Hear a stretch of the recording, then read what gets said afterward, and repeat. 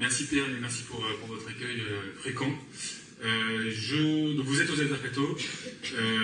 Les Altercato organisent tous les jeudis soirs à 20h des conférences de ce type, dont l'objectif général est d'essayer, en tant que catholique ou non, mais bon, il se trouve que l'association est catholique, de réfléchir aux questions politiques, c'est-à-dire d'essayer de méditer à ce que signifie notre existence de chrétiens les autres jours que le dimanche, c'est-à-dire les jours où on n'est pas consacré au culte, mais à la vie professionnelle, au travail, à l'engagement politique. Je suis très content d'accueillir nos deux conférenciers. Avant d'introduire la conférence, je vous signale que, premièrement, les Altercato viennent de sortir un livre qui s'appelle Désarroi de notre temps, qui est un recueil de textes de Simone Weil, la philosophe, qui donne son nom aux Simone, et qui est un recueil de textes sur la question de la guerre, et en particulier d'une notion assez contemporaine, qui est la guerre contre la barbarie. Simone Weil, à son époque, réfléchit à ce que signifie la guerre contre la barbarie, qui sont les barbares, etc. Donc, ça nous a beaucoup intéressé. Il y a une préface de Pascal David, qui est un spécialiste de Simone Weil, et une postface de Paul Colrat, qui est président des Altercato. Vous êtes tous invités à l'issue de cette conférence au Simone, 45 rue Vaucourt, donc au bout de la rue Vaucourt, pour un apéritif dînatoire. Donc vous pourrez manger et boire dans ce lieu qu'est le Simone, que vous ne connaissez pas tous peut-être. Venez simplement, on dit à chaque fois, peut-être que des gens vous parleront, peut-être rencontrerez-vous des amis, peut-être vous ferez-vous des ennemis. C'est aussi le but du Simone. Je suis très content d'accueillir, je suis un peu long, je suis désolé, d'accueillir ces deux conférenciers qui s'inscrivent parfaitement dans la logique des Altercato, qui est de penser l'actualité. On a ce soir deux manières de penser l'actualité, deux rapports à l'actualité, l'apport du politiste et l'apport du catholique engagé, peut-être on ne sait pas trop quoi dire, du blogueur. Enfin, je pense que c'est un vrai média qui a une valeur en soi dont on parlera. Donc voilà, c'est vraiment la vocation des Altercato de penser l'actualité, donc de prendre de la distance avec ce qui nous arrive aujourd'hui, avec des catégories, notamment sociologiques, qu'on verra ce soir. Je remercie Marie-Hélène et je lui passe la parole pour introduire cette conférence. Je vous rappelle que les Altercato étant une organisation matérielle, nous ne vivons pas que de miséricorde et de fraîche. Vous êtes donc invités, si vous ne l'avez pas fait, à payer votre droit d'entrée dans cette conférence en sortant. Si vous voulez faire des économies, vous pouvez adhérer à l'association. Pour 25 €, vous avez accès à l'intégralité des événements des Altercato pendant un an. Et en plus, vous avez accès au Café Simone. Parce que c'est un café associatif, il faut y aller. Marie-Hélène, c'est à toi. Bonsoir. Nous accueillons effectivement ce soir Erwan Memoredek, blogueur, qui vient de publier Ça ira mieux demain, qui est plus connu sous le nom de Cause Toujours. Nous accueillons également Yael Brusté, donc, comme il a été dit, qui est politiste, qui a publié, qui est assez prolifique ces derniers temps, qui a publié un ensemble d'ouvrages, donc à la fois une analyse de la manif pour tous, le mai 68 conservateur, plus récemment en 2015, À demain Gramsci sur la crise de la gauche, et enfin, vraiment tout récemment, un ouvrage d'analyse sur le mouvement Nuit debout. Voilà, donc du coup, si je caricature un petit peu, ce soir c'est une soirée qui est consacrée à la droite catholique. On a fait une soirée consacrée à la gauche catholique la semaine précédente, et donc là on se retrouve avec d'un côté un catholique plutôt engagé à droite qui va nous apporter son analyse sur le monde politique, et d'autre part un politiste qui s'est beaucoup penché sur les notions de droitisation et sur l'engagement des catholiques en politique. Donc voilà, c'est ces deux regards qu'on va croiser. Donc autour d'une question, la droite catholique toujours plus de disciples, qui est vraiment inscrite à l'intérieur d'un cycle général qui vise aujourd'hui à s'interroger d'une part sur les héritages qu'ont les catholiques dans leur engagement politique et aussi sur la situation d'aujourd'hui. Donc la semaine prochaine, jeudi, vous avez aussi une conférence qui est cette fois-ci sur catholicisme et révolution.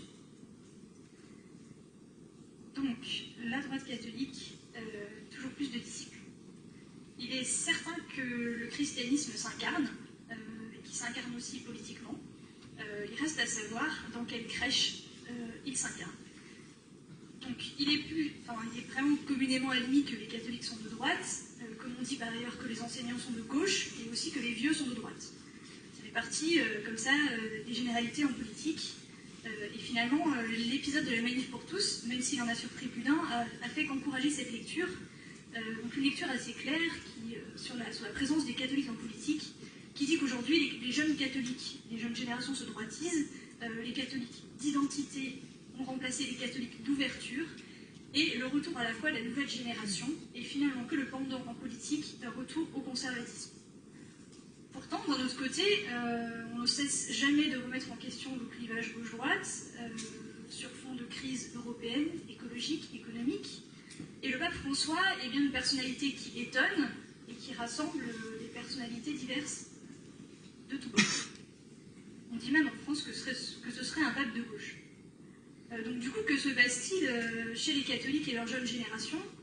La droite est-elle le nouveau salut du catholicisme? Tout est-il affaire d'offres politiques? C'est-à-dire les catholiques se rangeraient-ils à droite en se faisant de raison? Et le clivage gauche-droite serait-il finalement périmé pour appréhender l'engagement des catholiques en politique? Voilà, c'est les différentes questions qu'on va essayer de balayer au cours de cette soirée. On va commencer par une approche un peu de définition sur ce que peut être la droite catholique et comment comprendre ce mariage qui serait presque historique entre les catholiques et la droite. C'est vrai que longtemps, et on fait remonter généralement cette histoire-là à la Révolution, la gauche était perçue par les catholiques comme une hérésie qui les orientait naturellement politiquement à droite. Les sondages qui ont été effectués plus récemment en 2012 l'ont bien confirmé. Les catholiques votent encore à droite, et plus ils pratiquent, plus ils votent à droite. Donc on a l'exemple d'un sondage qui a été fait en 2012 par Harris Interactive qui dit que 79% des catholiques pratiquants ont voté Nicolas Sarkozy. On retrouve un chiffre semblable aux dernières régionales, dans le sondage qui a été effectué par Pellerin, où 75% environ des catholiques pratiquants réguliers ont voté à droite. Quand je dis ont voté à droite, c'est les Républicains, Front National, Debout la France. Donc je vais me tourner d'abord vers Erwan Le Moredec. C'est vrai que dans l'analyse de la campagne de 2012, que vous faites dans votre livre, vous évoquez un élément un peu clé du débat qui était sorti dans le monde catholique, qui était l'apparition de ce qu'on a appelé à ce moment-là les points non négociables, qui avaient servi à argumenter en faveur d'un vote à droite, et notamment d'un vote Front National. Donc c'est l'ensemble des questions éthiques, avortement, euthanasie, et aussi la question de la famille, que l'on sortait pour argumenter sur un vote à droite de la part des catholiques. Donc, on peut se demander, est-ce que la droite catholique, c'est simplement une droite qui se préoccupe de questions sociétales? Est-ce que c'est un vieil héritage? Qu'est-ce qui explique l'ancrage des catholiques à droite? C'est vrai qu'effectivement, on a eu tout ce débat sur les points non négociables qui était censé avoir cette conséquence un peu surprenante quand on l'énonce comme ça, qu'un catholique devait nécessairement voter Le Pen. Ça nécessitait du coup un peu d'approfondissement pour vérifier si l'enchaînement devait être aussi immédiat que cela. Le fait est que ces points non négociables sont évoqués par Benoît XVI dans un texte dont j'ai oublié la nature exacte, mais il y a effectivement un texte dans lequel il parle de 3 points, si ce n'est que ce qui n'était pas, et ça aboutira justement sur cette question sociétale ou non, ce qui était peu mis en avant, c'est qu'en fait, il soulignait des points essentiels, des points qui devaient être considérés en premier lieu, mais le juriste que je suis insistera sur le fait que ça n'était pas une liste limitative. C'était une liste ouverte, et le propos de Benoît XVI se poursuivait aussi par l'invocation du bien commun et par l'invocation effectivement d'un certain nombre d'autres enjeux qui ne sont pas négligés dans la détermination de notre vote, et qui était susceptible effectivement de pouvoir conduire à avoir des appréciations plus nuancées que celles que j'énonçais en tout début. Alors c'est vrai que la distinction qui semble devoir se faire entre les cathos de droite et les cathos de gauche serait qu'effectivement les cathos de droite sont ceux qui parlent des questions de société, ceux qui en font l'essentiel de leur positionnement. D'où cela nous vient, c'est une bonne question. Peut-être que ça vient d'une attention particulière à l'ordre, y compris à l'ordre moral, et donc aux mœurs et aux mœurs sexuelles, qui ferait que par une dérive ou un déroulé de ce sujet, on en vienne à favoriser, voire avoir une certaine exclusive sur ces sujets-là. Je pense qu'effectivement, c'est une exclusive que l'on ne doit pas garder. Peut-être qu'elle Roustier, quelques mots sur ce sujet du lien des catholiques et la droite. Oui, c'est un lien qui est très ancien, qui remonte à 2 siècles. On le sait dans la période plus récente.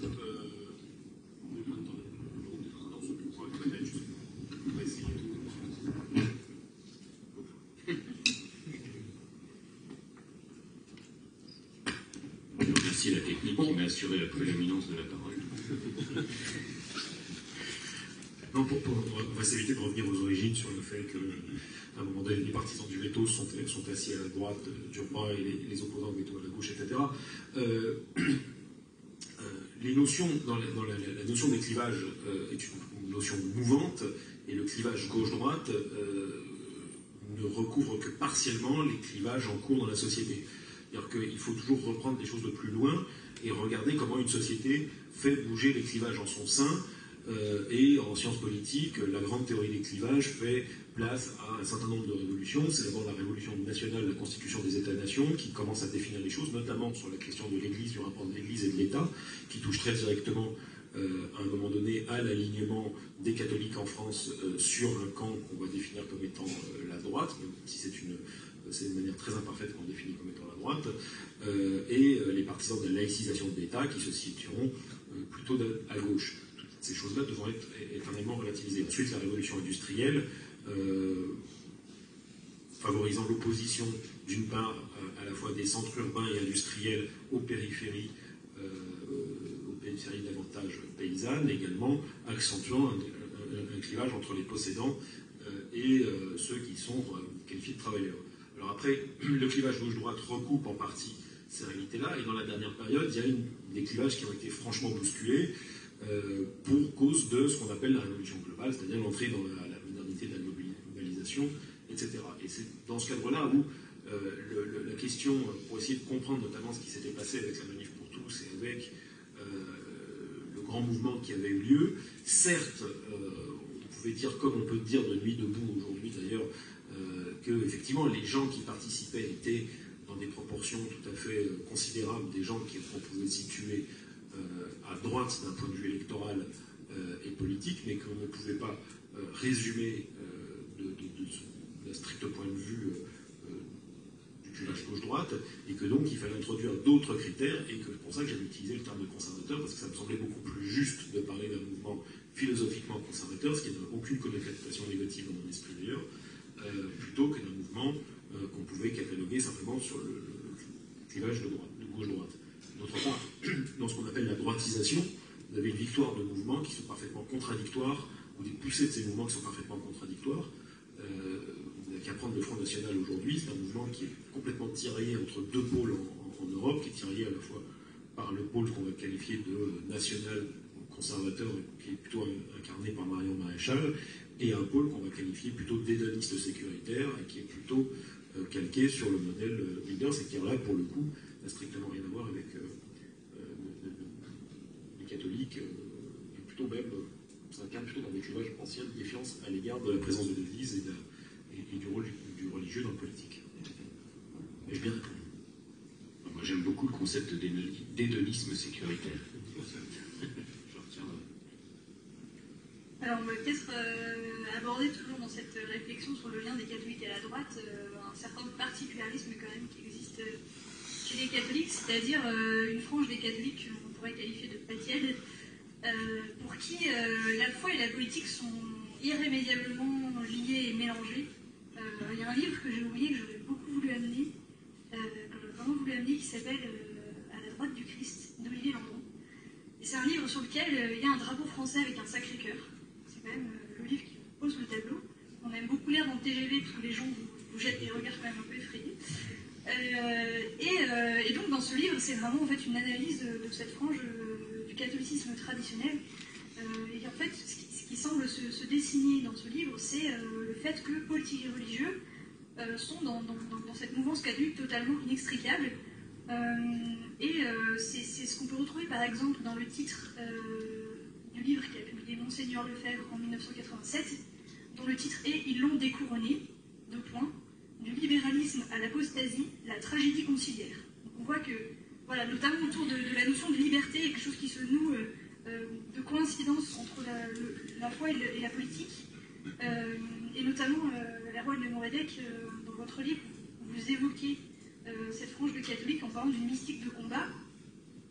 Comment est-ce que vous comprenez, vous, ce particularisme et aussi sa persistance aujourd'hui, sa manière de vivre? C'est vrai que j'avais été frappé, c'était quand il y avait eu une émission sur les jeunes catholiques, et il y avait un jeune catholique que l'on identifie assez bien sur les réseaux et qui a pris une certaine responsabilités et qui était interviewé et qui disait, je trouvais en plus, j'ai pas voulu être désagréable avec lui parce qu'en plus je trouvais qu'il le disait avec une certaine fraîcheur, ce qui était presque surprenant compte tenu de ce qu'il disait, c'est qu'il disait nous devons nous battre, la victoire est acquise puisque de toute façon le Christ a vaincu, donc nous avons déjà gagné, mais nous devons quand même nous battre. Au bout d'un moment, ça finissait par être contradictoire. Si j'ai déjà gagné, je peux peut-être vivre les choses de façon un peu plus apaisée et ne pas me sentir dans l'obligation de me battre. Mais manifestement, si dans un certain milieu, il y a un combat. Alors il y a un combat, pourquoi? Parce qu'on est toujours dans une perspective où nous sommes nécessairement en perte de vitesse, nous sommes en déclin, nous sommes confrontés à un monde qui nous en veut, et à un monde qui veut essayer de battre en brèche nos valeurs et de battre en brèche ce qui finalement nous appartient, ce que nous incarnons. Et du coup, il y a effectivement ce combat permanent. Et puis quand vous disiez effectivement ce lien étroit entre la politique et la religion, je n'ai pas encore assez creusé ce sujet-là pour pouvoir en parler suffisamment, mais je suis toujours assez surpris par l'invocation dans les milieux, qu'ils soient les milieux Civitas, Action française, etc., de la royauté sociale, et la royauté sociale de notre Seigneur Jésus-Christ, entre parenthèses NSJC, qui me surprend un peu, parce que c'est quand même un peu, quand on fréquente un peu la parole, mon royaume n'est pas de ce monde, c'est quand même assez clair de ce côté-là, et pourtant, effectivement, on sent qu'il y a une volonté que s'instaure cette royauté sociale. Donc nécessairement, ça amène à un affrontement, parce qu'il s'agit d'avoir une certaine... que nos principes, que nos valeurs, que nos convictions religieuses guident, voire mènent la société. Je pense que c'est assez lié à ça. Et alors la persistance, j'irais même je parlerai même d'un revival lefévriste ou revival intégriste, parce que fatalement aujourd'hui on est dans une période où il y a de multiples raisons de s'inquiéter. Je me souviens qu'il n'y a pas si longtemps, il y a moins d'un an, il y avait un débat dans le Figaro sur la fin d'une civilisation. Quand on en est à se poser la question de savoir si on n'en est pas à vivre la fin de la civilisation, fatalement ça vous amène à avoir une mentalité plus combattante. Je ne veux pas détailler plus que ça parce que je pourrais parler pendant une heure, mais oui, je pense que c'est lié à ce genre d'inquiétude et d'angoisse existentielle pour ne pas parler de panique identitaire. Et vous aussi ? Oui, pour rebondir sur la panique identitaire. pour faire de la pub à un autre livre excellent paru aux éditions du Cerf, Veilleur où on est la nuit du frère Adrien Candiard, je conseille à tout le monde. Il a une vraie interrogation sur la chute de la chrétienté, c'est-à-dire il dit les reflux en termes identitaires justement vont continuer de s'accumuler et lui il plaide en gros, pour schématiser, parce que je ne ferai pas le interprète de son livre qui est je trouve formidable dedans, il dit c'est une occasion en fait d'accomplir une forme de révolution spirituelle et d'arrêter de s'accrocher à la question en gros pour schématiser d'un certain nombre de symboles dont par exemple il dit la chute des jours fériés, vous allez voir la chute du jeudi de l'Ascension, etc. Ça on commence à voir pointer ou des choses comme ça. Lui il plaide pour ce genre de choses.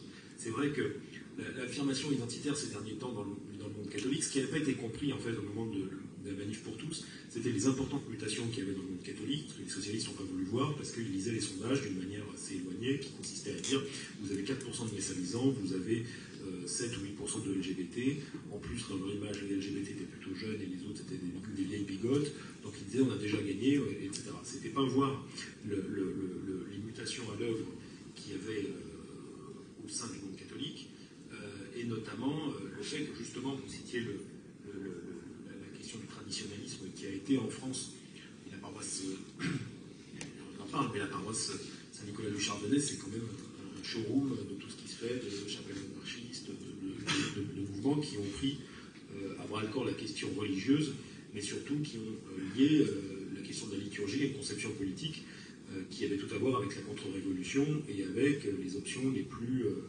hostiles à 1789. Le problème était moins spirituel que de régler un vieux compte avec ce qui s'était passé depuis 2 siècles. Là, on a vécu dans la dernière période, et c'est ce qui explique d'ailleurs tout d'un coup la révélation qu'a eu Nicolas Sarkozy avec un autre livre paru aux éditions du Cerf, La République, la religion et l'espérance. Vous avez une mutation globale du monde qui touche toutes les familles politiques, absolument toutes, qui sont toutes remises en cause. Vous avez des évolutions propres au monde catholique qui surgissent dans la dernière décennie en particulier. Je ne pense pas me tromper dans la question du rapport avec les traditionalistes et l'évolution très importante qu'il y a sous le pontificat de Benoît XVI. La crise culturelle, idéologique de la droite française qui se trouve totalement dépourvue des 3 grandes traditions. Ce ne sont pas les 3 droites de René Régaud, mais les 3 grandes traditions qui ont fait sa constitution depuis 1945, à savoir la famille gaulliste, la famille démocrate, chrétienne et libérale, et qu'à un moment donné, vous avez une mutation qui est en train de s'engager et qui aboutit en fait à une reconfiguration idéologique et où il faut être très prudent parce que les interrogations du monde catholique aboutissent à sa propre reconfiguration et c'est ce qui donne d'ailleurs des expériences comme ce que vous faites avec les altercathos. Mais dans le même temps, vous avez aussi l'affirmation des usages identitaires par la droite renforcés parce que ce qui se passe dans le monde catholique lui donne un certain nombre de clés explicatives et rassurantes dans le tournant identitaire qui est opéré à partir de 2005. Maintenant, sur l'attitude des catholiques vis-à-vis de la politique, je n'avais pas cité dans le livre, en plus je ne l'ai pas entendu dire de sa bouche forcément, mais je crois que c'est le cardinal Dianello qui disait à propos des catholiques, en fait, ceux qui prient le Père votent à droite, ceux qui prient le Fils votent à gauche, et il disait ceux qui prient le Saint-Esprit sont à l'extrême gauche et ils finiront à l'extrême droite. Alors, la phrase est apocryphe, mais la personne qui me l'a répétée est plutôt fiable. Néanmoins, c'est vrai que cette grande mutation de ce point de vue-là est quand même très intéressante parce qu'on a vu dans la dernière période une vraie reconfiguration du monde catholique et en particulier des jeunes intellectuels catholiques et qui n'est pas réductible, si vous voulez.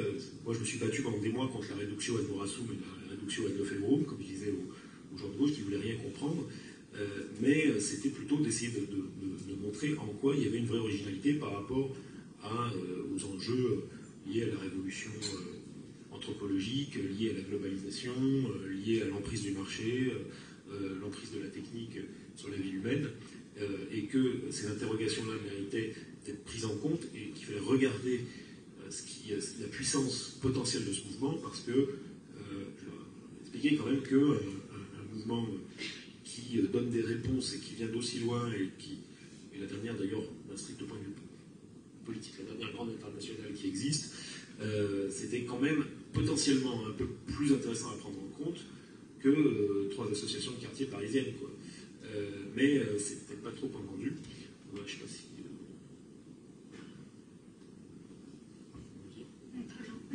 Moi, je me permets de rebondir en constatant que je dois me droitiser parce que j'avais l'habitude de prier plutôt le Fils. Et ces derniers temps, je me dis, tiens, je ne prie jamais le Père, je devrais m'y mettre. Donc finalement, inconsciemment, je me droitise spirituellement.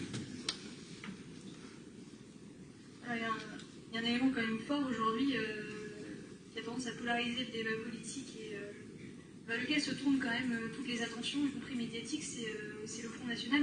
On a commencé à en parler tout à l'heure. C'est vrai que, notamment dans le phénomène de droitisation des catholiques, ces derniers temps est intervenu dans l'analyse le Front National. Notamment une analyse qui a été faite du vote aux dernières régionales.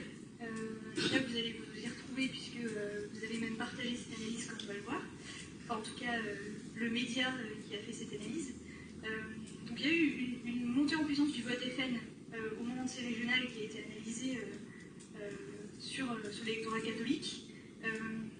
Et il y a l'électorat catholique qui était plutôt considéré de manière classique comme une sorte de rempart face au vote Front National.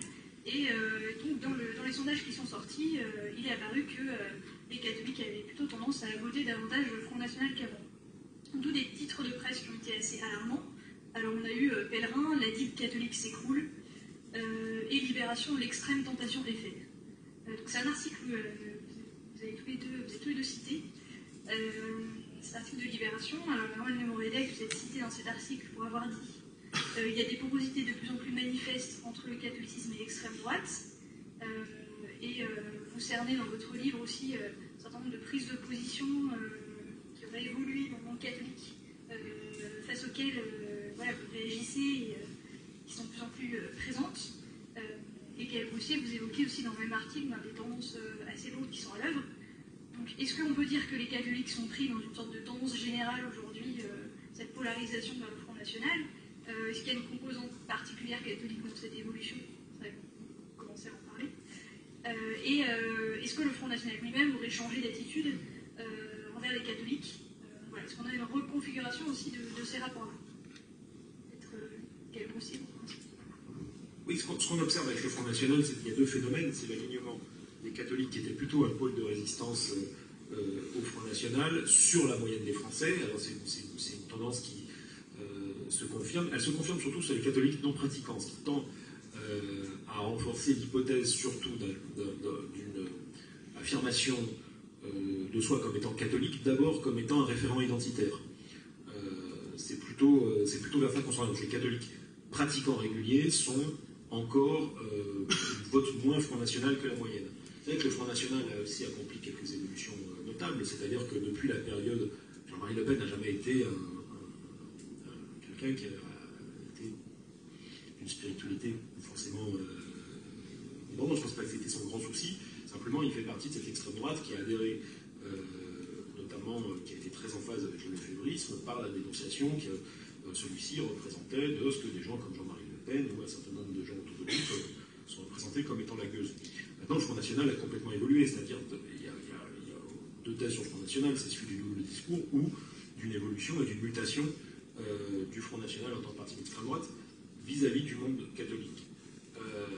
Et la figure de Marion Maréchal, d'ailleurs, n'est pas du tout indifférente à ça, mais c'est pas elle qui le produit, elle en est aussi, d'une certaine manière, le produit. C'est quelque chose qu'on voit avec les extrêmes droites européennes en général, c'est-à-dire que prenez un parti comme le FPE, dont on parle beaucoup en ce moment. Le FPE est un parti libéral autrichien, libéral germanique, donc très hostile à la base depuis très longtemps, depuis un siècle et demi de tradition libérale germanique et autrichienne, au catholicisme. C'est même ces bastions sont chez ceux qui sont clairement en dehors de l'Église et chez les protestants carétines. Dans la dernière période, ce parti, dans une société particulièrement sécularisée, a fait tout ce qu'il pouvait pour faire des clins d'œil à l'Église catholique et a essayé de participer au mouvement de contestation catholique qu'il y avait sur un certain nombre de réformes, évidemment en clamant son hostilité au mariage entre personnes de même sexe ou en clamant toute son hostilité à la GPA et à la PMA. Ce qui pour un parti qui, pendant très longtemps, a flirté avec thèses qui empruntaient plutôt à l'eugénisme, était plutôt un virage qualitatif assez intéressant du point de vue pour le politiste. Au Front National, vous avez une mutation qui est réelle, c'est-à-dire que les tradis schismatiques tapageurs ont laissé la place à une génération beaucoup plus soft, et d'autre part, vous avez l'influence croissante au sein du Front National d'un courant qui est un courant qui se veut, entre guillemets, national-républicain, mais qui ne veut pas grand-chose de tout ça, mais, et qui, lui, appartient plutôt soit à l'affirmation à travers une vulgate républicaine sans cesse réaffirmée au mythe de l'État-nation tout-puissant issu de la Troisième République, soit carrément d'un pôle qu'on peut qualifier d'édéonistes sécuritaires, et c'est ce qui explique les enquêtes régulières de plus en plus importantes sur le fait que les couples qui se sont mariés suite à la loi Taubira sont des couples qui votent à des pourcentages encore plus élevés, bien plus élevés que les catholiques pratiquants, et que les catholiques en général, pour le Front National. Donc, les catholiques pratiquants sont encore, à mon sens, un pôle de résistance relativisé certes, mais encore réel à l'influence du Front National, et il n'est pas impossible de penser que, compte tenu de ce qu'est l'orientation réaffirmée du Front National, que ça se poursuive. Maintenant, les catholiques non pratiquants, comme je le disais, c'est plutôt une affirmation. Ce qu'on observe, c'est plutôt une affirmation identitaire. On se définit comme catholique par rapport aux musulmans, par exemple. C'est aussi quelque chose qu'on observe en Seine-Saint-Denis, c'est-à-dire que vous avez un taux de messalisants qui, alors là, c'est plus les pratiquants, mais en Seine-Saint-Denis, vous avez un taux de messalisants très important. Une des explications que peut fournir quelqu'un comme Jérôme Fourquet, par exemple, c'est l'aspect pratique comme élément de différenciation par rapport à la pratique des autres religions, et n'ayant pas que les musulmans de Seine-Saint-Denis, puisque vous avez des églises évangéliques extrêmement puissantes dans ce département. Vous avez une concurrence locale entre les différentes religions. Je pense que j'ai à peu près déculpabilisez-vous, les catholiques ne sont pas aujourd'hui le moteur du Front National. Oui, moi je rebondirais peut-être sur la pratique et sur l'identification par un article que j'ai vu passer dans Nouvelles de France, et où là c'était pour distinguer les footballeurs qui affirment leur foi catholique, et comme nous étions dans Nouvelles de France, nous nous intéressions essentiellement aux footballeurs blancs, et donc le phénomène était remarquable, puisque donc des footballeurs blancs se disaient catholiques maintenant, ce qui laisse présager du fait qu'il y ait une petite rivalité dans les vestiaires sur l'affirmation de sa propre identité. Sur ce qui est des catholiques pratiquants et pratiquants réguliers, ce que j'ai observé aussi dans le sondage de Pellegrin, alors j'ai pas les chiffres en tête, mais je crois que j'ai l'ordre de grandeur en tête et vaguement les chiffres, c'est que même si les catholiques pratiquants réguliers restent votent moins FN que le reste de la population, néanmoins la progression du vote FN chez les catholiques pratiquants réguliers a été de près du double de celui du reste de la population. Il me semble que quand entre mars 2015 et décembre 2015, le vote FN a progressé de 7 points dans la population générale, il a progressé de 15 points chez les catholiques pratiquants réguliers. Donc on a quand même, même si ça reste un taux inférieur à la moyenne, c'est une progression qui est véritablement notable. Et alors pour être très pratique sur ce que j'ai pu observer, c'est vrai que moi j'ai été un peu touché par moments effaré, je le dis assez clairement, par l'évolution que je voyais, ne serait-ce que sur Facebook. Moi, donc, Facebook, j'y étais à partir de 2007, je dirais, et j'ai vu une inflexion de la tonalité de la participation sur Facebook, des partages sur Facebook, qui est nettement radicale.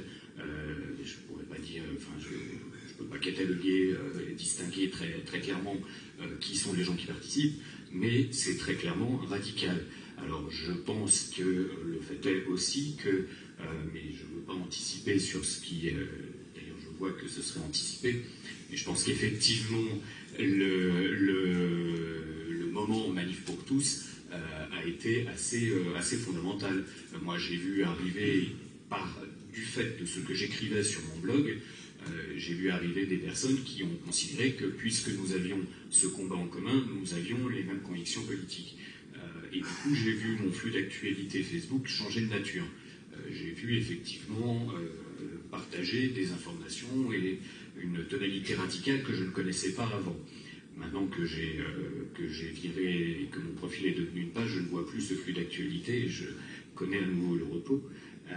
Mais effectivement, ça je l'ai perçu. Ce que je trouve d'ailleurs assez surprenant, c'est que au final, il y a une évolution et une tendance catho vers le Front National à un moment où le Front National, lui, n'arrête pas d'envoyer des bouffantes aux cathos. De fait, oui, il reste Marion Maréchal Le Pen. Enfin, elle semble quand même relativement marginalisée. Ceux qui seraient dans son orbite, finalement, vont être soit le ciel qui, lui, pour le coup, enfin le ciel avec un S, qui, pour le coup, est extérieur, rattaché, mais c'est une sorte de parti associé au Front National. Et finalement, quand on regarde là dernièrement le 1er mai, les discours du 1er mai, il y a eu tout un débat suscité par le discours d'une députée proche de Philippot, donc Sylvie Montel, qui, à la tribune, a fait la promotion de l'avortement et de la contraception. Alors, en revanche, elle est très en pointe sur les droits des animaux, ça c'est nickel, mais visiblement, elle a derrière reçu le soutien de Marine Le Pen, évidemment celui de Florian Philippot. Quand on voit les déclarations de Valorant de Saint-Just, qui avait pourtant un nom qui aurait dû lui permettre de rester dans la droite traditionnelle, et qui a dit dernièrement que les manifs pour tous c'était des manifestations mondaines, qui pendant la campagne régionale dit l'avortement ça n'empêche pas de dormir. Je ne dis pas, et on parlait tout à l'heure des points non négociables, je ne dis pas qu'il faille nécessairement déterminer son vote en fonction du sujet avortement. En revanche, ce que je dis, c'est que le Front National, ces derniers temps, à la rigueur, pourrait se réjouir de cette forme de bénédiction, de voir les catholiques se rapprocher de lui au fur et à mesure qu'il leur balance des baffes. C'est un peu contradictoire, mais c'est un peu ça. Après, on verra jusqu'où ça va aller, parce qu'effectivement, je ne suis pas suffisamment expert du Front National pour le dire, mais j'ai quand même le sentiment que Marion Maréchal Le Pen ne pourra pas forcément avaler des couleuvres éternellement et garder toute crédibilité. Donc il y aura peut-être aussi des évolutions de ce côté-là, et il y a assurément légèrement à gauche ou au-dessus ou en dessous du Front National un certain nombre de personnes qui n'attendent qu'une chose, c'est une forme de recomposition de ce côté-là qui permettrait de laisser un Front National tendance donc hédoniste sécuritaire, j'adore donc le concept, pouvoir se constituer et défendre les droits des animaux, et avoir un nouveau pôle qui tournerait autour de Marion Maréchal Le Pen et puis d'autres personnes de droite souverainiste, de droite radicale, etc. Oui, d'ailleurs, le cas Valorant de Saint-Just est intéressant parce que lui, il vient vraiment plutôt de Chrétienté et Solidarité. Ouais. Et en fait, avec des collègues, on a observé qu'il s'était fait pousser la barbe. Et alors, tout à fait naïvement, je me dis, comme le type vient de cette culture-là, je me dis, c'est les cadets d'Alcazar, c'est Moscardo, etc. Je me dis, en fait, comble de la culture, non, le type voulait faire hipster. Et il le dit. J'étais très déçu sur la mutation de ce cher Valorant. Néanmoins, c'est vrai, le terme d'hédonisme sécuritaire, c'est-à-dire que quand on parle de droitisation, tout le monde pense qu'il y a un alignement de manière un peu bébête, les gens disent oui, ça c'est le droit de Maurras qui revient, etc. etc. C'est beaucoup plus complexe que ça, c'est-à-dire quand on a défini le terme d'hédoniste sécuritaire, on a vu une vraie mutation des extrêmes droites qui s'est centrée sur les questions de protection des libertés, du libéralisme culturel, des libertés individuelles, des droits acquis par la génération 68 contre un adversaire dont il se différenciait, qui était les musulmans. Le cas typique, c'est Pin Fortuyn, assassiné en 2002, et son successeur, Geert Wilders, à la coiffure peroxydée. Mais c'est aussi une partie de toutes les extrêmes droites européennes. C'est-à-dire que quand vous regardez ce qui se passe dans l'UDC suisse, vous avez exactement le même type de clivage, avec l'apparition au sein de l'UDC, par exemple, de sections UDC LGBT qui ont eu des ennuis, mais dans un parti d'origine très conservatrice, c'était dans la partie c'était à Genève, cette section qu'elle s'est créée, dans l'orbite plutôt de l'UDC francophone de Freysinger. Vous avez des tensions de ce type qui apparaissent à l'extrême droite et qui ne sont pas relativistes. Néanmoins, c'est vrai que vous avez une vraie hésitation au Front National parce qu'ils ont deux moteurs, et que ces deux moteurs semblent en apparence contradictoires, mais qu'ils ne peuvent relativiser ni l'un ni l'autre, et que le vieux Le Pen, qui est quand même un des meilleurs connaissants de la carte électorale, avait parfaitement compris qu'il fallait investir notamment les 13 départements de ce qu'on appelle l'Ouest catholique, parce que là, il y avait une déperdition de 1,5 à 2 points qui coûtait très cher au Front National, et Marion Maréchal, très probablement par conviction, mais également parce que c'est sa fonction au sein du Front National, est chargée d'aller faire le rabattage là-dedans. Il y a de toute façon deux temps dans le combat politique. Vous avez le temps idéologique et le temps électoral. Et le Front National est moins préoccupé par la vérité qu'il doit atteindre que par l'accession au pouvoir. Donc il va cumuler le plus longtemps possible toutes ces différences. C'est quand même un parti qui partait plus loin, puisqu'il faisait quand même cohabiter des adeptes du Dubouk avec des catholiques traditionnalistes. Donc quand vous partez d'un truc, vous avez des types qui courent à poil pour faire une solstice d'été avec des mecs qui ne jurent que par la messe en matin, et que vous aboutissez à simplement Florian Philippot qui ne croit ni à Dieu ni à diable.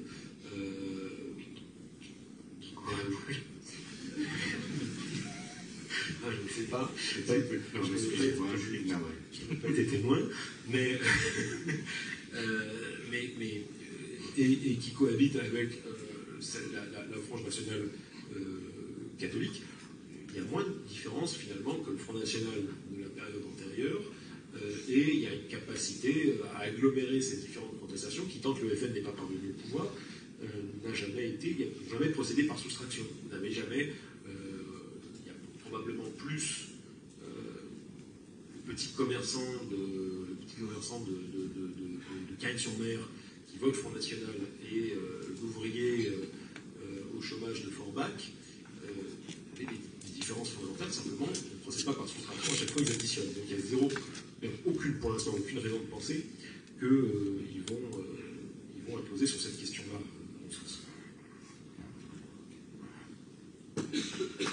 Merci. Donc maintenant on va peut-être aborder quelque chose qui a été pas mal finalement énoncé en filigrane, c'est l'épisode Manif pour tous, qui cadre quand même assez bien avec cette question de la droitisation, puisque voilà, si on reprend les grands discours qui se font justement sur la droite et les catholiques, on se dit, voilà, Manif pour tous, les catholiques se droitisent, donc conséquence, la droite se catholicise. Voilà, on est aujourd'hui proche de la date anniversaire de la loi mariage pour tous, c'est-à-dire 18 mai. On est à un moment où on est encore quand même toujours dans cette lecture-là, puisque finalement, au moment de la manif pour tous, les catholiques se seraient définitivement fâchés avec la gauche et on aurait abouti à un réengagement à droite. Donc, d'un côté, on parle encore de clivages qui sont périmés, et d'un autre côté, on a vu émerger dans le giron de la manif pour tous, effectivement, un mouvement comme Sens commun, dont le slogan est quand même la droite que nous voulons. Donc je trouve que ça interroge quand même par rapport aux autres tendances. On l'a déjà assez largement abordé votre ouvrage, le mai 68 conservateur, qui fait quand même la distinction entre retour vers la droite et puis la notion de conservatisme.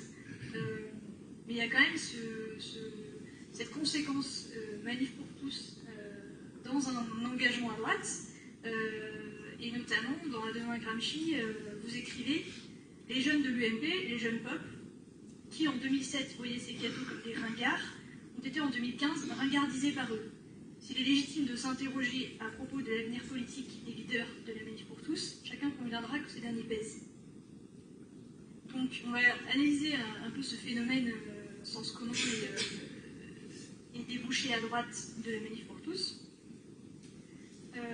Puisque, Erwan Le-Mouredec, pour votre part, vous avez signé le manifeste de sens commun lors de sa parution en avril 2014, en saluant un certain désir de renouveau en politique à droite. Donc voilà, on va ensemble se demander si la Manif pour tous a été un temps fort du retour des catholiques vers la droite, si, on l'a vu, est-ce que c'est un mouvement fondamentalement catholique de droite, est-ce qu'il a été manipulé par la droite, est-ce que c'est autre chose? Voilà, je vais peut-être laisser d'abord Gaël Roussy répondre. La Manif pour tous, c'est alors manipulé par la droite. Il y a beaucoup de raisons en fait à l'éclosion de la Manif pour tous que le Parti socialiste et le président de la République n'avaient pas voulu voir. En fait, pendant très longtemps, François Hollande se dit pendant des mois, je suis encore plus habile que Mitterrand parce que je suis en train de créer un petit parti à la française. Je suis en train d'enfoncer un coin non seulement au sein de la droite, mais entre l'extrême droite et la droite, et au sein de l'extrême droite et au sein de la droite. Donc en fait, je suis vraiment comble de l'habileté, je suis en train de créer un bordel pas possible à droite et j'en serai le grand bénéficiaire. Sauf que c'était une vision à courte vue. Et la Manif pour tous, il y a beaucoup de grilles d'interprétation qu'on peut lui donner. Effectivement, elle n'est pas réductible au clivage gauche-droite. Alors, il y a une raison immédiate qui est la défaite du 6 mai 2012, et on constate que, de la même façon, si vous voulez, que la suite de défaites de la gauche aboutit au fait que la place de la République est occupée par des centaines de milliers de personnes pendant un mois et demi, la défaite de Nicolas Sarkozy aussi crée un vide de légitimité à droite qui est renforcé à l'époque par un grand moment de l'histoire de France, qui est l'affrontement entre Jean-François Copé et François Fillon pour la présidence de l'UMP. Ces éléments-là aussi libèrent d'une part une disponibilité militante réelle et d'autre part se conjuguent à un élément détonateur qui est donc le choix de cette loi et qui laisse d'entrée de jeu un certain nombre d'interprétations possibles, notamment sur l'affiliation, sur un certain nombre d'autres choses. D'autre part, elle vient après des années de mutation du monde catholique. L'interprétation qui est faite par les décideurs du monde catholique, comme je le disais, c'est 4% de vieilles qui vont à la messe, qui ne sont pas bien méchantes, et de toute façon, ils croient, ce que croient d'ailleurs un certain nombre d'organisateurs qui disaient ça, c'est-à-dire qu'il y aura 10 000 tradis dans la rue, point final, et ils se disent ce sera l'affaire du pacte, et donc du coup, nous serons les grands vainqueurs parce que nous serons les modernes contre une bande de ringards qui se seront ridiculisés et qui ont été homophobes, etc. Le traitement médiatique de cette vision de la Manif pour tous est en fait par le Petit Journal et son saint martyr présentateur qui ne cesse d'aller traquer l'individu le plus folklorique qui existe, le type qui vous explique qu'il faut gripper le bûcher, etc. Vous en trouverez toujours, de toute façon, quand vous avez 1 million de personnes dans la rue, vous trouverez toujours 50 types pour vous dire des horreurs. C'est pas possible. Je ne sous-estime pas du tout l'aspect les actes homophobes qui ont pu émailler les marges du conflit ou le mouvement lui-même. Mais c'était tout à fait relatif et ça ne me permettait pas d'avoir une lecture intelligente de ce mouvement, ni comprendre d'où il venait. Alors, le terme de droite, effectivement, quand on parle de sens commun, vous avez une particularité à ce mouvement, c'est que vous avez des gens, comme tout mouvement social, si vous le comparez à mai 68, qui était un peu l'obsession d'un certain nombre de gens qui y participaient, l'esprit de mai 68, etc., il y a des traits ressemblants, et notamment l'issue de tout ça. À la fin de mai 68, vous avez des types qui vont s'établir en usine, vous avez des types qui font le choix d'aller dans l'équipe Mitterrand, Jérôme Clément, des gens comme ça. Vous avez Roland Castro qui pense qu'il va faire une marche maoïste et puis qui après va faire de l'architecture. Enfin, vous avez beaucoup de gens, et ça, je dis, fait de l'argent. Bon, mais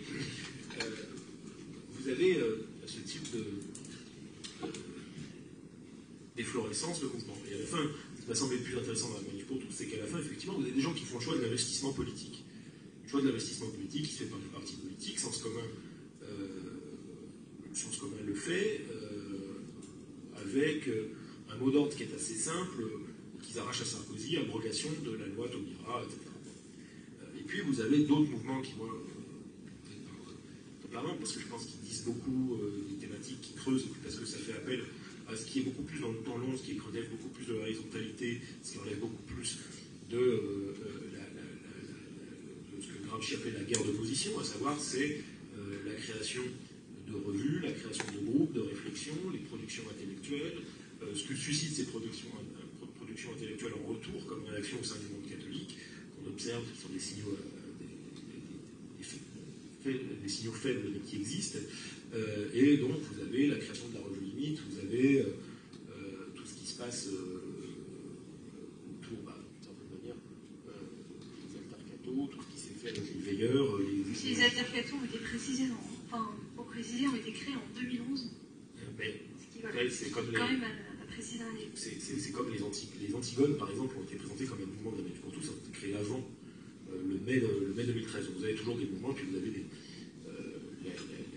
la Ligue communiste incriminée existait avant mai 68, et pourtant on identifie toujours les 68.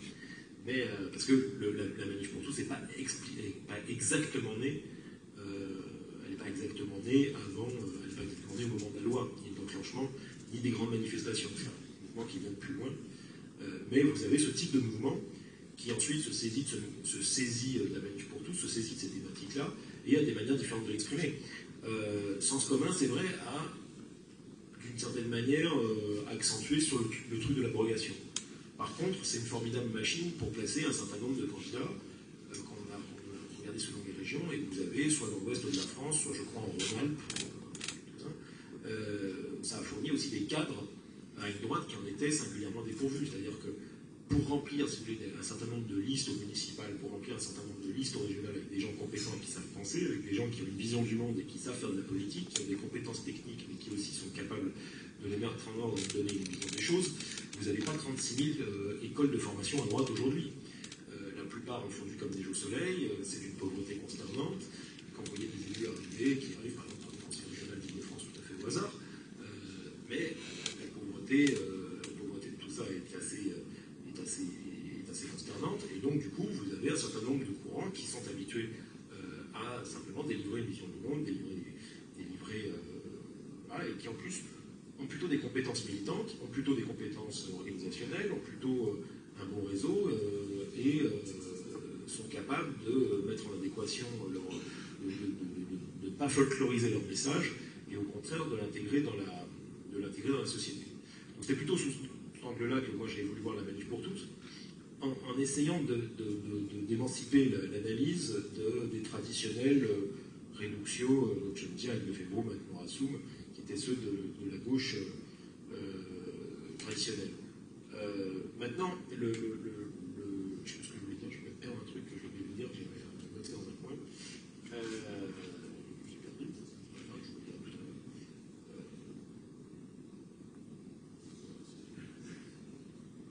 On y reviendra de toute façon, je vais retrouver ce que je voulais vous dire, parce que je viens de le perdre en fait. Moi, c'est ce que j'ai perdu, c'est la question en fait.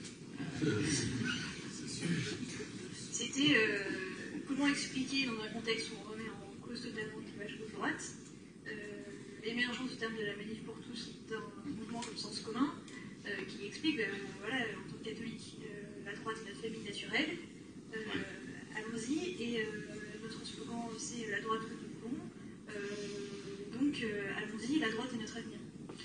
Oui, alors je pensais à une autre chose aussi que je voulais rajouter dans la genèse et dans l'ampleur de la Manif pour tous. Moi, j'ai été aussi très frappé par la brutalité et le manque de discernement dans le traitement de la Manif pour tous par le pouvoir politique et le traitement des veilleurs, par exemple.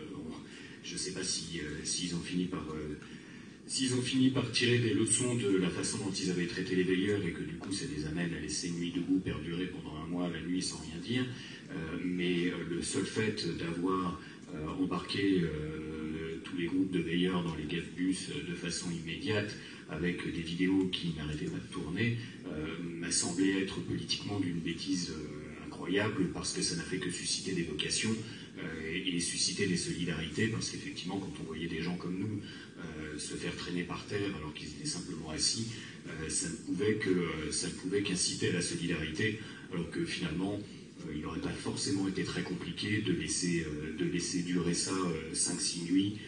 Il faisait en plus moins chaud qu'actuellement, et ça se serait peut-être tassé tout seul. Et le fait est que tout ce qui s'est produit, même tout l'épisode qui était très particulier, parce que l'épisode de la signature au Conseil économique et social, très particulier parce que moi, en tant que juriste, je voyais bien que de toute façon cette pétition ne pouvait de toute façon déboucher sur rien, et que le fait de saisir le Conseil économique et social, à l'évidence, de toute façon, ne pouvait pas paralyser le processus parlementaire, et d'un point de vue démocratique et institutionnel, encore heureux qu'une assemblée de gens nommés et pas élus ne puisse pas paralyser ce qui se fait à l'Assemblée nationale et au Sénat. Mais bon, c'était l'objet de la pétition, et là aussi, la brutalité de la réponse, et je trouve la bêtise politique de la réponse, au lieu de considérer qu'on prenait cette pétition, on remerciait beaucoup les 700 000 personnes qui s'étaient mobilisées pour envoyer la pétition, et on renvoyait au calendrier grec le débat au Conseil économique et social en disant que de toute façon on avait déjà un agenda chargé.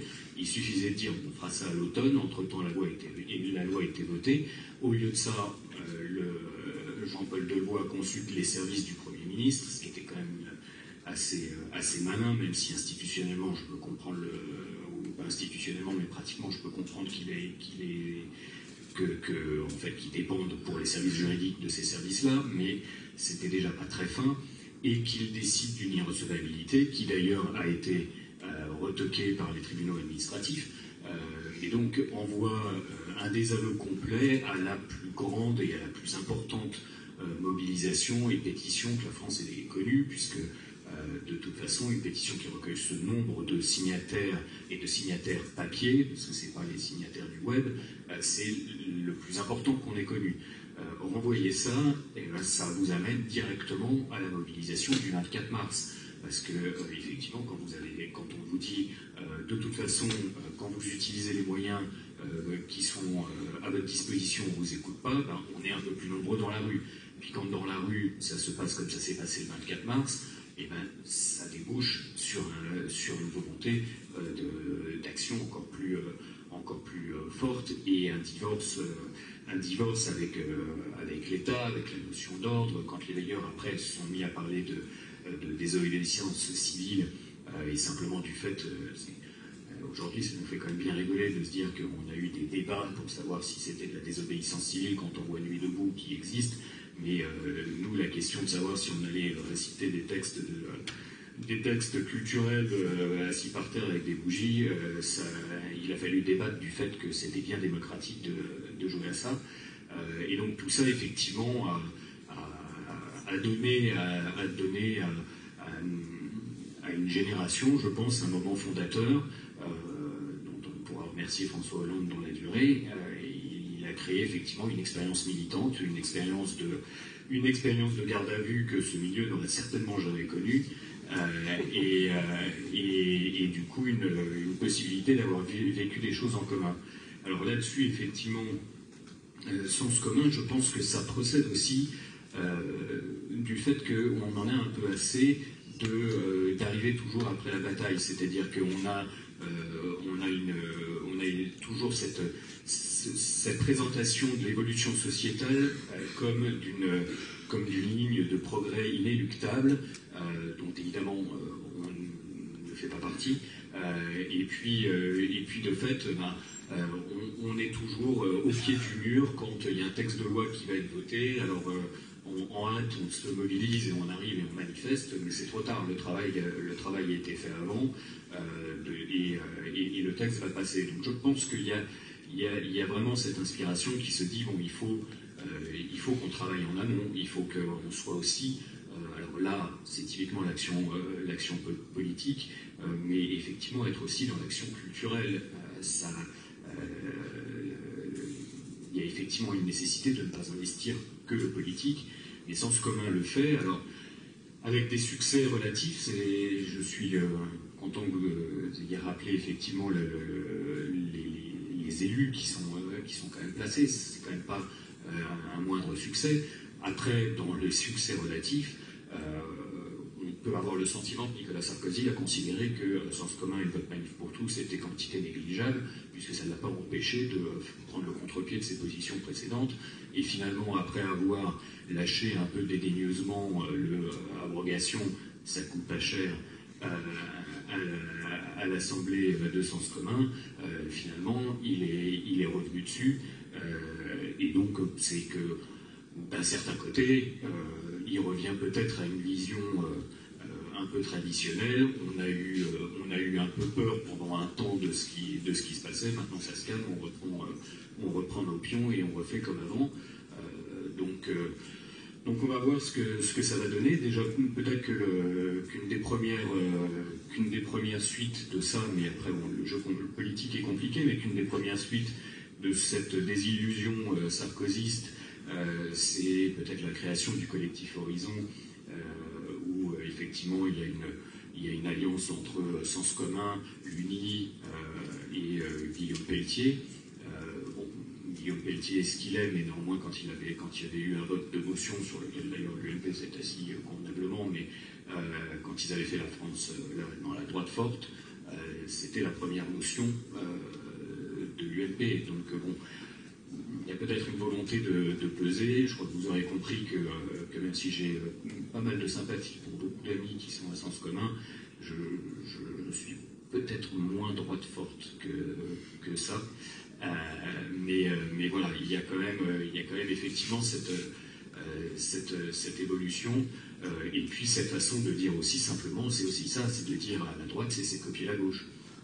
C'est sur ces sujets de considérer qu'il n'est pas possible de tenir ces sujets et que vous êtes discrédité d'entrée de jeu si vous les tenez. Donc voilà, je pense que c'est effectivement du long terme, c'est je pense bientôt pour juger de l'efficacité exacte de ces mouvements, mais c'est de toute façon, je pense, des expériences qui doivent être tentées, et quitte à voir plus tard, si ça doit donner lieu à un échec, ce sera un échec, mais si ça n'est pas tenté, on ne le saura jamais. Donc effectivement, il y a eu cette volonté de ressusciter le clivage, mais en même temps, vous écrivez à un autre endroit dans Ça ira mieux demain, que la manif pour tous a secoué bien des cadres de pensée, dissipé des légitimismes excessifs, créé des connexions inédites et ainsi libéré la réflexion et l'engagement de nouvelles générations, et reste un espoir qui vient de là. Donc il y a quand même aussi cette idée qu'on a un peu abordée de recomposition. On a beaucoup parlé des conséquences à droite de la manif pour tous, mais c'est vrai qu'il y a aussi à voir ce qui a pu se produire à gauche, qui pose bien la complexité du mouvement. Donc c'est la naissance des poissons roses d'esprit civique, qui eux vont remettre en cause un certain nombre de cadres de pensée jugés dépassés à gauche, donc, notamment autour du néolibéralisme et de la notion de progrès, par exemple. Donc voilà, il y a quand même aussi une recomposition un peu complexe. Finalement, est-ce qu'on peut vraiment juger aujourd'hui des conséquences de la manif pour tous? Est-ce que c'est pas trop tôt? Et voilà, est-ce qu'il n'y a pas des nouvelles voies comme ça qui se créent, qui sont encore à clarifier? Déjà, de la part du pouvoir, à l'époque, vous embarquez pour vous mettre dans un commissariat rue de l'Évangile, ça manquait pas. Oui, c'était sympathique, c'était sympa. Et en plus, c'était aussi de la Providence. La grande astuce, c'est de le faire à la rue de l'Évangile, du part du siège de famille chrétienne, c'est encore plus fin de la part du ministère de l'Intérieur. Donc quand même, vous avez des gens très très compétents dans les cabinets, vous l'avez compris. Ceci dit, l'affaire du clivage gauche-droite, en fait, la même chose, le pendant du débat qu'il y a ce soir, on peut tenir à gauche pour mettre debout la gauche radicale sur le plan international. Il y a plusieurs temps qui se conjuguent, il ne s'agit pas de les mépriser ni les uns ni les autres. C'est-à-dire qu'à un moment donné, dans le combat pour ses options politiques, pour sa vision du monde, pour son projet de société, il y a plusieurs dimensions qui s'imbriquent. Et la dimension, effectivement, partisane, la dimension qui consiste à un moment donné, enfoncer un coin dans pour la conquête du pouvoir. Ça se passe dans les partis politiques. Ça passe en général par des messages qui sont relativement plus simples et selon des identifiants, des codes, des signifiants qui sont en général ceux des militants. C'est-à-dire que quand vous allez parler à un mec de l'UMP, vous n'expliquez pas, vous expliquez des choses assez simples. En général, c'est quand le militant du Parti socialiste, un militant politique, il est là pour s'ancrer dans l'immédiateté électorale ou politique. Ça n'est pas méprisable, mais c'est une des réalités. C'est d'ailleurs un parti comme Podemos en Espagne, c'est toute la réflexion qu'ils ont sur l'instant de la verticalité où il faut quand même prendre le pouvoir et s'allier avec la gauche, et en même temps la nécessité de rassembler beaucoup plus largement. Et là, on entre dans une autre temporalité qui est vraiment celle dans laquelle aussi s'incarne la manif pour tous, à laquelle elle donne sa réponse, qui est celle de la globalisation, qui est celle de l'accélération de la mutation de nos sociétés, qui est celle de la révolution, que ces lecteurs appellent la révolution anthropologique, mais qui aussi contribue à redéfinir la gauche. Et là, vous avez des mouvements qui sont des mouvements beaucoup plus complexes, beaucoup plus mathématiques, beaucoup plus insaisissables, qui se passent pas seulement par le canal électoral, loin de là, mais qui passent par un certain nombre de productions intellectuelles, de productions culturelles, d'échanges culturels, de constitution de réseaux, de pratiques nouvelles dans la vie de tous les jours, qui passent par des identifiants qui ne sont pas simplement le clivage gauche-droite, mais qui sont des préoccupations qui sont beaucoup plus individualisées, qui peuvent être pour certains le combat contre la GPA, qui peut être chez vous, qui peut être à gauche, même pas à gauche, je veux dire, mais pour ça, nuit debout, le camp d'en face, qui peuvent être des pratiques,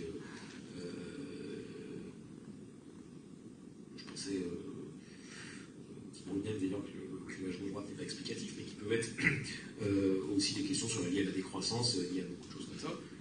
Toutes ces questions-là brassent en fait de manière transversale autant Nuit debout que les gens issus de la manif pour tous, sont traités de manière différente évidemment en fonction de la culture des uns et des autres, mais si vous voulez, c'est aussi à cette aune-là qu'il faut voir la manif pour tous. C'est-à-dire que le point de départ qui vient de la France la plus catholique, qui est effectivement fait par des gens qui sont d'une génération où on s'identifie plutôt spontanément à droite, et le point d'arrivée, il y a une évolution qualitative assez importante. Et ensuite, à partir des réseaux qui se sont créés, vous avez encore des évolutions à venir qui risquent de surprendre et de brouiller encore un peu plus les cartes. Ce qui ne veut pas dire que les gens de la Manif pour tous sont à gauche. Aujourd'hui, je ne sais pas ce que je voulais encore dire une fois de plus. Mais si vous voulez, il faut toujours distinguer ces temps différents. C'est pour ça que c'est extrêmement compliqué d'expliquer la manif pour tous à des gens qui sont au pouvoir. C'est parce que, au fond, ils ne veulent pas voir que c'est un mouvement beaucoup plus complexe, qui vient beaucoup plus loin, qui part de dimensions qu'eux, ils ignorent, et qui aboutit à donner des explications à des dimensions que la politique a du mal à appréhender, à assimiler. C'est-à-dire que quand vous expliquez que l'angoisse, par exemple, je sais pas, je viens de passer un mois, 5 semaines à batailler, à ferrailler et à essayer d'expliquer Nuit debout. Quand vous expliquez justement, vous prenez un mouvement très actuel comme Nuit debout, on vous explique que c'est des gauchistes qui veulent plus à gauche, mais c'est des déçus de François Hollande. C'est des gauchistes, la plupart ne sont pas des gauchistes parce qu'ils ne sont pas du tout.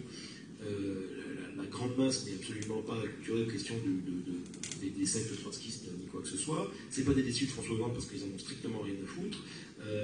Et puis ils veulent pas plus à gauche parce que les critères, si vous voulez, du socialisme de 80 contre 83 les indiffèrent totalement, parce qu'ils ne vous parlent que de revenus de base, ils vous parlent de démocratie directe, ils vous parlent de l'esprit du numérique qui permet de créer des communautés de destin, des communautés démocratiques en direct, et donc ils sont un peu dans l'esprit parti pirate qu'on voit partout en Europe, et donc tout ça n'est pas réductible au clivage gauche-droite, de la même manière que, comme disait un grand homme politique que j'aime beaucoup, il y a des choses qui dépassent le clivage gauche-droite, et quand il disait, Lionel Jospin répondait, mais quoi donc?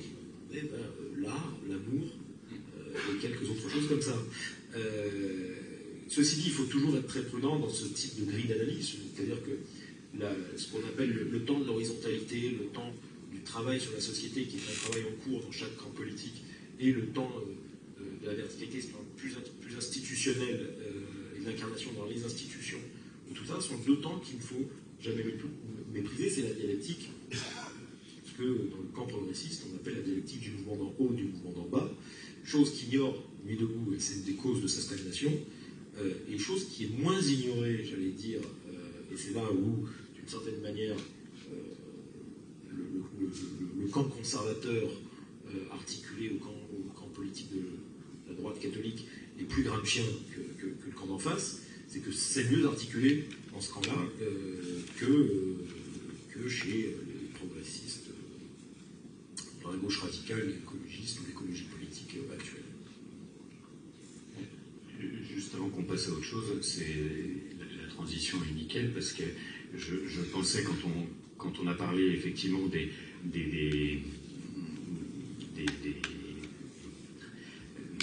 idées et des personnes et des camps qui se rejoignent. Alors on va penser droite et droite radicale, mais justement on parlait d'écologie et c'est quand même aussi à cette occasion qu'on a des développements à ce sujet. C'est aussi à cette occasion qu'on peut se mettre à discuter avec des écologistes chevelus, je peux en parler puisqu'il vient d'en revenir dans la salle, et découvrir des points d'accord que l'on ignorait simplement parce qu'on ne discutait pas. Et c'est aussi dans les mouvements dont on n'a pas parlé, c'est aussi quand même le mouvement écologie humaine qui développe, et là pour le coup quand vous parliez de vision du monde, il y a effectivement une vision du monde, et de façon pas complètement illogique et imprévisible, puisque le terme d'écologie humaine ne date pas de la création de ce mouvement-là. Enfin, tout de même, le courant écologie humaine et Laudato Si, j'allais dire, tout est lié. Enfin, c'est entre les deux mouvements. Donc là aussi, il y a quelque chose qui est et même c'est un peu je trouve dans une poursuite totalement, là pour le coup, je pense totalement imprévisible. Mais où pour les catholiques, quand on poursuit avec Laudato Si, ça nous amène aussi à nous poser des questions sur un sujet qui, pour des cathos de droite en tout cas, n'est pas un sujet qu'on investit spontanément.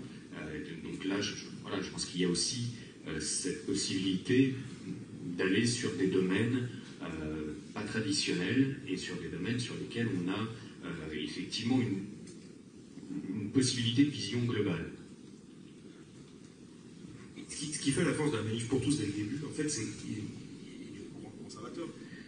Les socialistes et les sociodémocrates en Europe parlent politique publique, c'est-à-dire qu'ils vous parlent gain quantitatif, essentiellement. Ils ont très très peu, les grandes difficultés de leur camp politique viennent, y compris au sein du clivage gauche-droite par rapport à l'écologie politique, par rapport à la gauche radicale et aux mutations qui ont été les leurs, viennent du fait qu'ils ne parlent qu'en termes de valeurs matérialistes. Et ce qui était très difficile de leur faire comprendre, c'est en leur disant, mais vous allez octroyer des droits, vous allez donner un certain nombre de choses comme ça, mais vous avez en face un camp politique qui va donner une explication du monde de la naissance à la mort, ce que vous pourriez faire, mais vous ne le faites pas.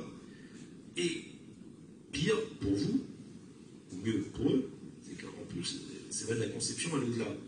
Donc, vous avez de toute façon, même sur une France minoritaire, un avantage qualitatif de leur part, qui sera toujours bien supérieur à ce que vous pouvez faire. Et d'ailleurs, la comparaison, c'est-à-dire que quand vous faisiez les photos, parce que quand même on regardait au minimum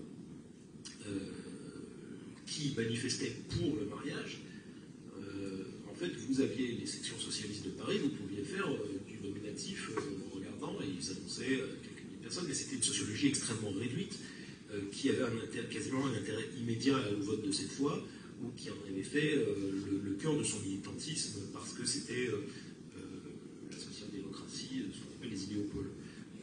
Donc c'est vrai qu'il y a vraiment de la part du camp conservateur une puissance idéologique réelle, qui n'est contrebalancée, je dirais, en Europe, que par l'émergence des nouvelles gauches radicales, mixées à l'écologie politique. C'est-à-dire que vous commencez à avoir, ça a été très observé ce qui s'est passé en France, et ce que la manif pour tous a permis de voir éclore, a été regardé avec beaucoup d'attention par un certain nombre d'observateurs, y compris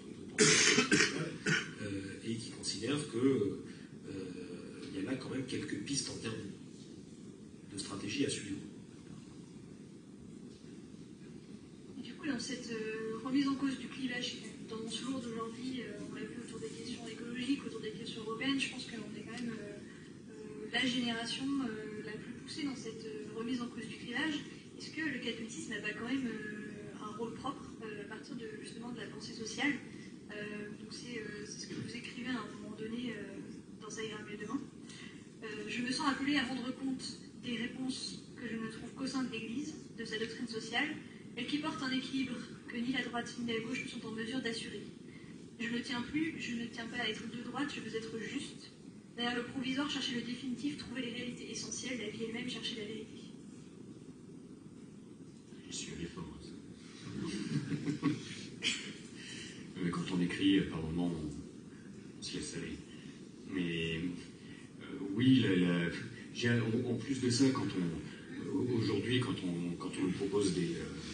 nous propose des clivages alternatifs, qui me font sourire ou pas sourire, parce qu'aucun n'est intéressant. On vous dit le clivage gauche-droite est dépassé, maintenant c'est progressiste contre conservateur, dernièrement c'était Emmanuel Macron qui disait un peu ça. Comme j'ai cru comprendre que j'étais pas chez les progressistes, c'est encore un clivage qui me plaît modérément. À côté, on a ceux qui nous disent vous avez les mondialistes, les européistes, voire les enfoirés d'européistes contre les patriotes, et apparemment je ne suis pas un patriote, et donc j'ai encore du mal à me retrouver dans ce clivage que l'on voudrait m'imposer, parce que là aussi c'est un clivage qui est peut-être encore plus caricatural, et donc perdre le clivage gauche-droite pour ce type de clivage ne m'intéresse pas plus que ça. Je pense qu'en plus, le plus intéressant pour moi, c'est peut-être de se dire aussi que on peut parfois cesser de parler de clivage gauche-droite et parler de partenariat gauche-droite. Évidemment, c'est plus compliqué à faire à l'Assemblée nationale, mais dans le débat public, je pense que c'est une chose qu'on doit être capable de faire, qu'on doit être capable de se retrouver sur un certain nombre de sujets. Et effectivement, c'est vrai que ça correspond aussi à une évolution presque datable chez moi, mais à un moment donné, je me suis dit, mais on cesse de poser la question de savoir si telle idée, je ne me posais pas vraiment la question dans ces termes, mais en gros, ne demande pas si c'est de droite. La question ne sera jamais et ne doit pas être de savoir si une idée est de droite ou si elle est de gauche, mais si elle est bonne, si elle est juste.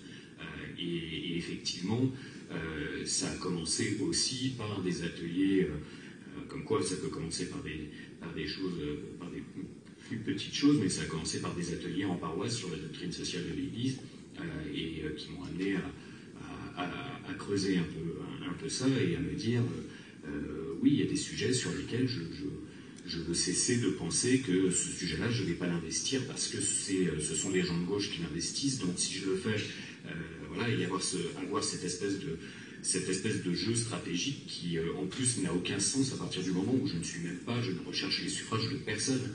Donc je ne suis pas là à essayer de m'assurer d'une cohérence partisane. Je m'en fous complètement. Moi, le sujet est vraiment, effectivement, d'essayer de trouver une cohérence de fond. Et c'est vrai que ça n'est que dans la doctrine sociale que je trouve cet équilibre, que je trouve des sujets sur lesquels, comme on a tous un héritage politique, un héritage familial, il y a des sujets sur lesquels la doctrine sociale de l'Église me secoue, me bouscule, me fait comprendre que je ne suis pas forcément bien en accord avec ma foi, avec mes convictions religieuses. Et moi, globalement, j'aime assez bien être bousculé. Je trouve ça plus sympathique, plus intéressant que d'être conforté. Donc oui, pour moi, c'est essentiel d'aller rechercher là les éléments qui font sauter ces distinctions préconçues. Et simplement pour continuer dans la même lancée, est-ce que le web n'est pas justement un terreau pour ça, c'est-à-dire un endroit où peuvent se confronter la pensée et peuvent se décider des rapprochements de cette manière-là. Et vous écrivez notamment dans votre livre que votre blog et le web a été l'espace de toutes les ouvertures, de toutes les autres politiques. C'est-à-dire aussi comment le web peut contribuer à refonder quelque chose. Déjà, de toute façon, c'est vrai que moi j'ai lancé mon blog au moment du référendum sur le traité constitutionnel, où là, de toute façon, on voit bien qu'il s'était... Enfin, c'est totalement admis, il s'est passé vraiment quelque chose, ou en tout cas le web a vraiment traduit quelque chose qui se passait dans la société et qui n'était pas que la simple observation des médias et du débat politique ne permettait pas de percevoir. Alors il se trouve que par habitude d'être minoritaire, j'étais pour le oui, et donc moi j'étais celui qui allait sur un forum, qui postait sa contribution et qui partait loin, loin, loin pour ne surtout pas voir tout ce qui se prenait en pleine tête en retour. Mais voilà, moi je vivais à ce moment-là en direct ce qui était en train de se passer sur Internet. C'était même surprenant parce que j'avais monté un forum de photos numériques, numérique par la force des choses, comme ça sur Internet c'est quand même plus pratique, mais en tout cas un forum de photos, et on n'était pas très nombreux parce que on s'en fout, on n'était pas très nombreux, et je constatais que pour faire de la photo pseudo-artistique, on ne prenait en photo que des affiches du nom, et pas d'affiches du oui. Donc même sur la photo, un forum de photos, le web était marqué par un nom. Et alors je repensais à ça en entendant la référence au blog, de façon un peu schématique, caricaturale, et puis pour un peu plaisanter. Quand j'avais rempli ma petite page à propos de mon blog, que j'ai d'ailleurs conservé par souci archéologique, je disais à un moment donné, sur le web, il y a toujours un gauchiste à convaincre. Et de fait, militer dans un parti, c'est bien. Moi, je suis allé d'ailleurs à ce moment-là, j'étais allé, je me souviens, à un meeting de Nicolas Sarkozy dans ma ville, donc à Rueil-Malmaison, 5 jours ou 4 jours avant le scrutin. Et bon, voilà, un meeting, c'est bien si vous avez les bonnes inflexions de voix, vous savez susciter les applaudissements au bon moment. On n'a même pas besoin par moment d'écouter ce que dit l'orateur, ça ne vous empêche pas de savoir quand il faut applaudir. Et puis voilà, vous êtes content dans la salle, vous êtes retrouvé entre personnes convaincues. Or, effectivement, sur le web, c'est totalement différent. Et puis, je ne dirais pas que je suis allé convaincre les autres. Sur certains points, c'est les autres qui m'ont convaincu. Sur certains points, je me suis aperçu, dans cette possibilité effectivement d'avoir un débat contradictoire, je me suis aperçu que par moments, j'étais incapable d'étayer une position que j'avais. Et donc, j'ai essayé de l'étayer, et puis j'essayais de débattre, et puis quand je me sentais mal à l'aise, ou quand je constatais que je ne croyais pas fondamentalement à ce que je disais, voilà, je pouvais cocher, donc là t'as un problème. Donc ça, soit il va falloir que tu le résolves, soit il va falloir que tu abandonnes cette position, mais effectivement, tu n'es pas capable de l'étayer. J'ai eu à plusieurs reprises, moi je trouve une chose qui m'a un peu frappé, un peu intéressé dans les débats qu'on peut avoir aussi, et où là, pour le coup, ça m'a bougé. C'est pour vous prendre juste un petit exemple. Quand on est à droite, on parle beaucoup de la fraude aux allocations sociales. Ça, c'est un truc qui revient beaucoup, y compris par le président du conseil régional local. Et c'est effectivement, c'est un peu une constante. Et puis, à gauche, l'argument qui vous rétorque, enfin qui vous renvoie, c'est de vous parler de l'évasion fiscale et de vous parler de la fraude fiscale des plus riches. Alors, ils sont peut-être moins nombreux, mais c'est vrai que dans ces cas-là, on peut quand même se poser la question, d'un point de vue purement financier, est-ce que ça vaut la peine de continuer à emmerder les bénéficiaires du RSA parce que on se dit qu'ils profitent de la générosité publique, alors que pendant le même temps, vous avez une évasion fiscale pour des montants totalement incomparables. Là, je pense aussi que, d'un certain côté, quand on se pose un peu la question de la doctrine sociale de l'Église, on doit être un peu bousculé par cet argument-là. Ça ne veut pas dire, parce que moi j'aime beaucoup effectivement cet équilibre de l'Église, quand le pape dit que le travail c'est la première dignité pour l'homme, que la dignité c'est l'homme qui peut, la femme aussi, excusez-moi, mais l'homme qui peut poser son pain sur la table et nourrir sa famille, c'est vrai aussi. Donc c'est vrai aussi qu'il faut faire attention de ne pas favoriser l'oisiveté. Mais voilà, c'est un équilibre, mais c'est vrai que ce sont des choses, des arguments qui m'ont été opposés sur mon blog, qui m'ont été opposés sur les blogs d'autres personnes et qui m'ont amené à bouger. Et je pense aussi que de toute manière, là, très clairement aussi, c'est vrai que quand on parle des liens qui ont pu se faire sur le web à l'occasion de la Manif pour tous, mais enfin, je veux dire, à l'occasion de la Manif pour tous, c'est quand même essentiellement sur le web. C'est quand même pas essentiellement dans la rue pendant la manifestation qu'on discutait et qu'on discutait politique. C'est sur le web qu'effectivement on a pu avoir quelques croisements et éventuellement la possibilité de discuter avec des personnes avec lesquelles on ne discutait pas habituellement.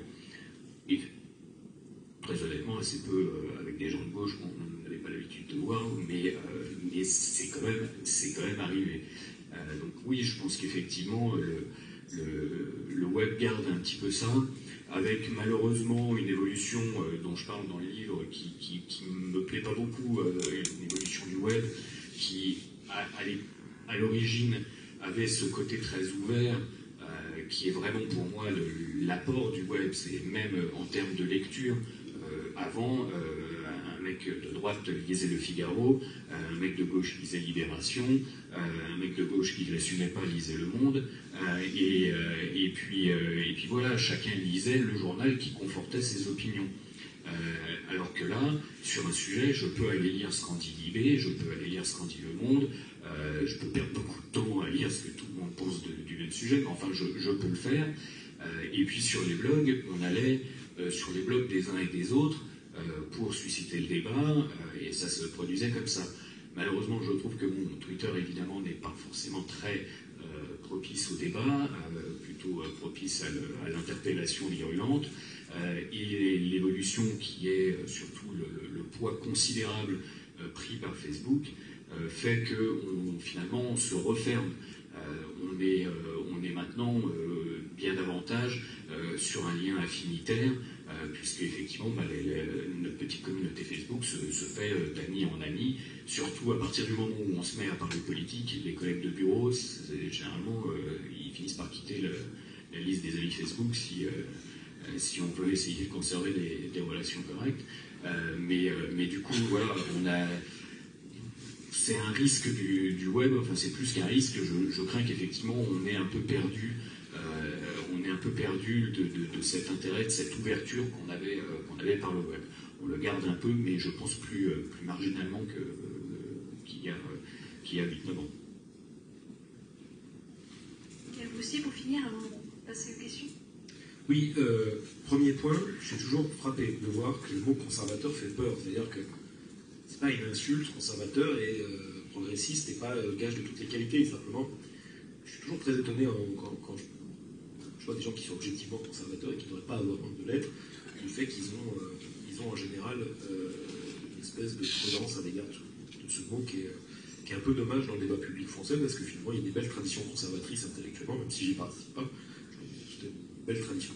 D'autre part, sur la démocratie, je marquerai une petite divergence. La démocratie, c'est une question aussi, à un moment donné, vous entrez dans un combat politique en fonction d'une vision du monde que vous essayez de faire partager, et c'est aussi la question de la définition des antagonismes, c'est-à-dire c'est pas un simple échange, si la révolution n'est pas un dîner de gala, la démocratie n'est pas un café-débat non plus. Et la grande question du temps, c'est contre qui on se dresse, contre quoi on se dresse, et quel collectif on forme. C'est toute la difficulté d'ailleurs de Nuit debout et tous ces mouvements d'occupation des classes qui prétendent représenter les 99% contre les 1%, et qui par contre ne créent pas, à un moment donné, l'identité collective ou les identifiants collectifs qui permettent à ces 99% de se reconnaître et de combattre. Alors, ce qui m'a semblé tout à fait intéressant, et qui fait le lien entre, d'ailleurs, les deux bouquins et sur les 3 ou 4 dernières années, c'est que je m'intéresse beaucoup aux thèses d'Ernesto Laclau et de Chantal Mouffe qui sont justement sur ces questions du populisme et comment volonté collective et comment on conquiert une forme d'hégémonie culturelle dans des sociétés fragmentées. Et il s'est trouvé que je relisais d'ailleurs un de leurs livres qui date de 1985, avec en parallèle du livre d'entretien avec Juan Carlos Canone, qui est un ami du pape théologien argentin, et dans lequel je retrouvais un certain nombre de débats, notamment c'était la raison populiste de Laclau, et d'un coup je me dis, je regarde les dates de naissance, je me dis c'est très curieux, Laclau est 1935, Canone est 1928, théologie du peuple, populisme de gauche, deux champs différents, deux Argentins, deux immenses intelligences. Et donc, du coup, j'appelle Sauvaget, qui avait fait le bouquin d'entretien, je dis, il y a quand même un truc curieux là. Il me dit, oui, vous avez raison, il y a un truc curieux. Donc, j'écris à Chantal Mouffe, j'écris à Canone, et en fait, je m'aperçois que, une bonne nouvelle qui me confortait, parce que je trouve ça très intéressant, il y avait un séminaire commun autour de ces thématiques du peuple, entre les théologiens du peuple de Buenos Aires et les tenants de l'école de Laclau. La mauvaise nouvelle était que ni Canone ni Chantal Mouffe, femme d'Ernesto Laclau, n'en avaient la moindre trace matérielle. J'étais tout à fait déçu de ma découverte, c'est une découverte, sauf les deux témoignages qui n'ont pas là. Mais pour vous dire qu'il y a des préoccupations qui traversent à la fois le champ spirituel et le monde catholique actuellement, et le champ le plus politique, et en particulier celui de la gauche radicale, qui sont pas d'abord son croisement et son point de rencontre, qui sont la thématique de comment, dans des sociétés complexes, et comment on essaye de toucher le maximum de gens, et comment on fait partager, sa vision du monde, et comment on essaye de construire avec les gens un certain nombre de choses. Alors ça passe évidemment par les antagonismes dans la vision de Laclau, mais c'est vrai que la question du peuple, la question de l'inculturation de l'autre côté est aussi présente, et ça m'a semblé particulièrement intéressant de constater ce point de rencontre et cet intérêt respectif des deux pour leurs deux théories. Maintenant, sur l'avenir, moi il ne me semble pas, comme je disais, que tout soit réductible au clivage gauche-droite, et que dans la perspective qui est celle, en fait, de l'héritage de la Manif pour tous, ce qu'elle a de meilleur à apporter soit simplement une question de participer aux primaires de la droite, ou ce qui soit plus important pour Nuit debout, soit d'apporter ses voix à Jean-Luc Mélenchon, à Noël Mamère, à François Hollande ou à Emmanuel Macron. Ce sont des choses tout à fait relatives dans la période actuelle. Ce qui me semble beaucoup plus important, c'est de définir dans chaque camp respectif qui est l'adversaire prioritaire. Il appartient en fait en général au même monde, c'est-à-dire c'est le sentiment de dépossession démocratique, c'est le sentiment de dépossession de son destin, etc.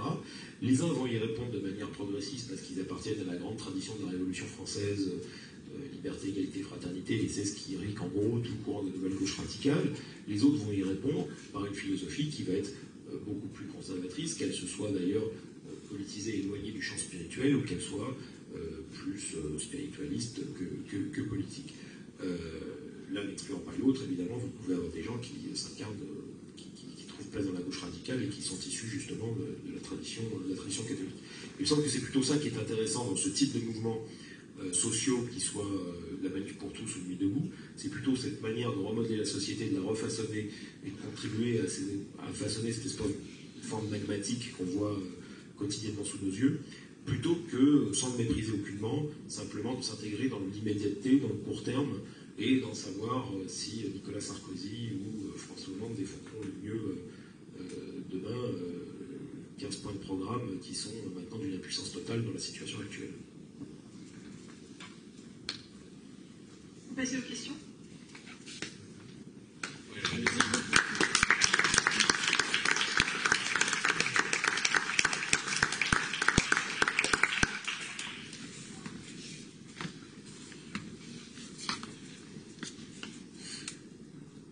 Il y aura peu de questions, comme j'ai déjà dit, c'est qu'on essaie de se tenir à finir à 10h pour que pas trop lourd. Est-ce qu'il y a des questions qui sont déjà là? Une question ici. Une question long terme et une question très court terme, lyonnaise. La question long terme, si vous n'avez pas évoqué les trois papes, les trois derniers.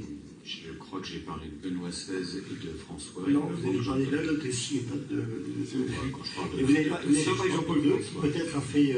C'est ma question, c'est Ouais. est-ce qu'il y a un tournant avec Jean-Paul II et puis après Benoît XVI et le pape François? Première question. Question on remonte sur 30 ans. Est-ce qu'il y a un changement avec l'arrivée de Jean-Paul II? Première question. Deuxième question, on est à Lyon. Question hyper précise et hyper concrète. Aujourd'hui, il y a un mouvement, un changement chez les parents d'élèves dans les appels. Est-ce que vous avez déjà fait une première analyse?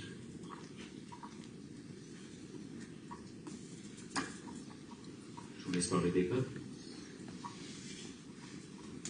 Sur les papes, il y a plusieurs. Moi, j'ai une vision de politiste de ce qui se passe dans le monde catholique, donc du coup, je ne suis pas sociologue des religions. Néanmoins, ce qu'on a vu, c'est les deux derniers pontificats qui se ressemblent. L'affirmation identitaire va croissante sous Benoît XVI, et ce qui se passe sous le pontificat de Benoît XVI. Les rapports de force à l'intérieur du monde catholique sont déterminants dans l'enclenchement de la manif pour tous, et si on les conjugue aux rapports de force internes à la droite, on a une explication assez simple de ce qui se déroule. Sur la génération François, sur la nouvelle, moi je me suis intéressé, je me suis penché sur les réactions, on va dire, post-manif pour tous, de l'autre frange de ce que ça rappelle les catholiques d'ouverture par rapport à l'affirmation catholique identitaire. Il y a une vraie affirmation qui existe, mais qui est à l'état hyper fragmenté, des paroisses, des cercles qui se rencontrent, etc. Et vous n'avez pas de coagulation comme il y a pu avoir avec les grands voyages des papes précédents, notamment le voyage de 96, le baptême de Clovis, 97, les JMJ pour Jean-Paul II, ont été quand même des moments assez déterminants de coagulation, de création de réseau. De la même façon que l'année précédente, les 60 000 jeunes qui étaient allés au JMJ à Madrid avant la manif pour tous, c'était un moment assez déterminant de la coagulation de cette génération-là. Vous n'avez pas en France aujourd'hui de coagulation de ce qu'on pourrait appeler une génération François. Et comme il n'y a pas de voyage annoncé, on n'est pas en train de l'avoir venir. Néanmoins, il y a un certain nombre de mouvements, un certain nombre de réactions au sein du monde catholique, autour d'un certain nombre de paroisses, de personnalités, de jeunes intellos qui commencent à bouger et qui sont pas explicitement qui même s'inscrivent en réaction, et parfois même en réaction violente dans les entretiens que je peux avoir, par rapport à ce qui a été le mouvement de la manif pour tous. Le deuxième point que vous avez évoqué, c'était les appels. Les appels. Alors moi, les appels, j'ai vu, il y a une chose que j'ai vue, qui était dans la période précédente, un certain nombre de thématiques, notamment autour des parents d'élèves, qui étaient autour de ce film qui a énormément circulé, nos enfants, c'est un truc sur les pesticides, la cantine, enfin, comment ça s'appelle, nos enfants ne parleront pas, non? Bon, alors là, il y avait un truc très très clair. On a un écologiste au Chevelu, au bout, qui a le titre. Oui, je me souviens jamais du titre en fait. C'est nos enfants ne pardonneront pas, ou je sais plus. Bon, il se trouve que de manière, la sensibilisation, les personnes, c'est pas une étude sur toute la France, hein, mais dans un grand nombre de cas, vous aviez le fait que ce film, les invitations à ce film étaient faites par les mêmes personnes qui ensuite ont invité à la manif pour tous. Donc vous aviez des préoccupations qui étaient antérieures et qui dépassaient le strict cadre de la loi Taubira. Donc après, moi je ne peux pas du tout vous dire en ce moment ce qui devient des appels, quoi que ce soit. Néanmoins, il y avait un lien entre les deux qui me semblait assez évident et qui est assez évident. Ouais, simplement sur les papes, je pense qu'effectivement, Benoît XVI a déjà eu, même rien que pour moi, enfin, je ne sais plus pourquoi je garde vraiment ce terme, affermis tes frères dans la foi, je ne sais plus à quel moment il a dû l'évoquer, ou si c'était...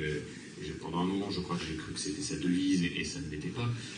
Mais de fait, je pense qu'il a eu vraiment cet effet-là de donner aussi un fond assez puissant. Jean-Paul II, je pense que, en tout cas pour les générations Manif pour tous sont probablement des générations d'enfants de génération Jean-Paul II. Donc c'est peut-être un fruit, une poursuite, effectivement. Moi, je suis en revanche toujours un peu attristé de voir la réserve vis-à-vis de François dans le milieu catholique de droite, une réserve que d'ailleurs j'ai trouvée immédiate et sans fondement par son immédiateté, parce que je me suis retrouvé une fois dans un cercle de réflexion catholique de droite comme il faut, et ça faisait même pas 6 mois que François avait été élu. Entre-temps, il y avait eu la période estivale, et donc on devait être en octobre. Et dès octobre, on émettait des réserves sur ce pape qui, alors évidemment, ces réserves venaient du plus essentiel, c'est-à-dire probablement tout ce qui m'échappe, la couleur des étoiles, le raffinement des dentelles. Et du coup, c'était des signaux qui avaient suffi à certains pour se dire que décidément non, ce pontificat, ce ne serait pas le leur. Et il y a eu de la part de certains une façon de se positionner immédiatement que je trouve très triste, parce que je trouve que ce pape, pour moi, a vraiment la capacité, si on l'écoute, a vraiment la capacité de nous envoyer en mission. Il a vraiment cette volonté d'insister même sur notre capacité à parler au monde, rien que si on le faisait un peu plus comme lui. J'aime beaucoup quand il disait sur l'avortement, la fin de vie, etc. On connaît la pensée de l'Église, je suis fils de l'Église, je n'ai pas besoin de la rappeler systématiquement. Ça ne veut pas dire qu'il faut la cacher, évidemment, et je crois, ça fait au moins 2 chapitres dans mon livre, je ne cache pas mes positions sur le sujet, mais je suis assez d'accord avec lui. Il faut qu'on sache dire aussi, tout simplement, pourquoi notre foi, c'est aussi, on pense que c'est un bien, et on pense que c'est quelque chose qui peut mener à la joie, pas forcément au bonheur strictement compris, mais à la joie telle qu'il nous en a parlé dans son exhortation apostolique. Et voilà, il ne cesse d'essayer de nous envoyer en mission, ce qui est en soi une assez belle continuité avec Benoît XVI qui nous aura formés, et François qui nous envoie aller voir le monde.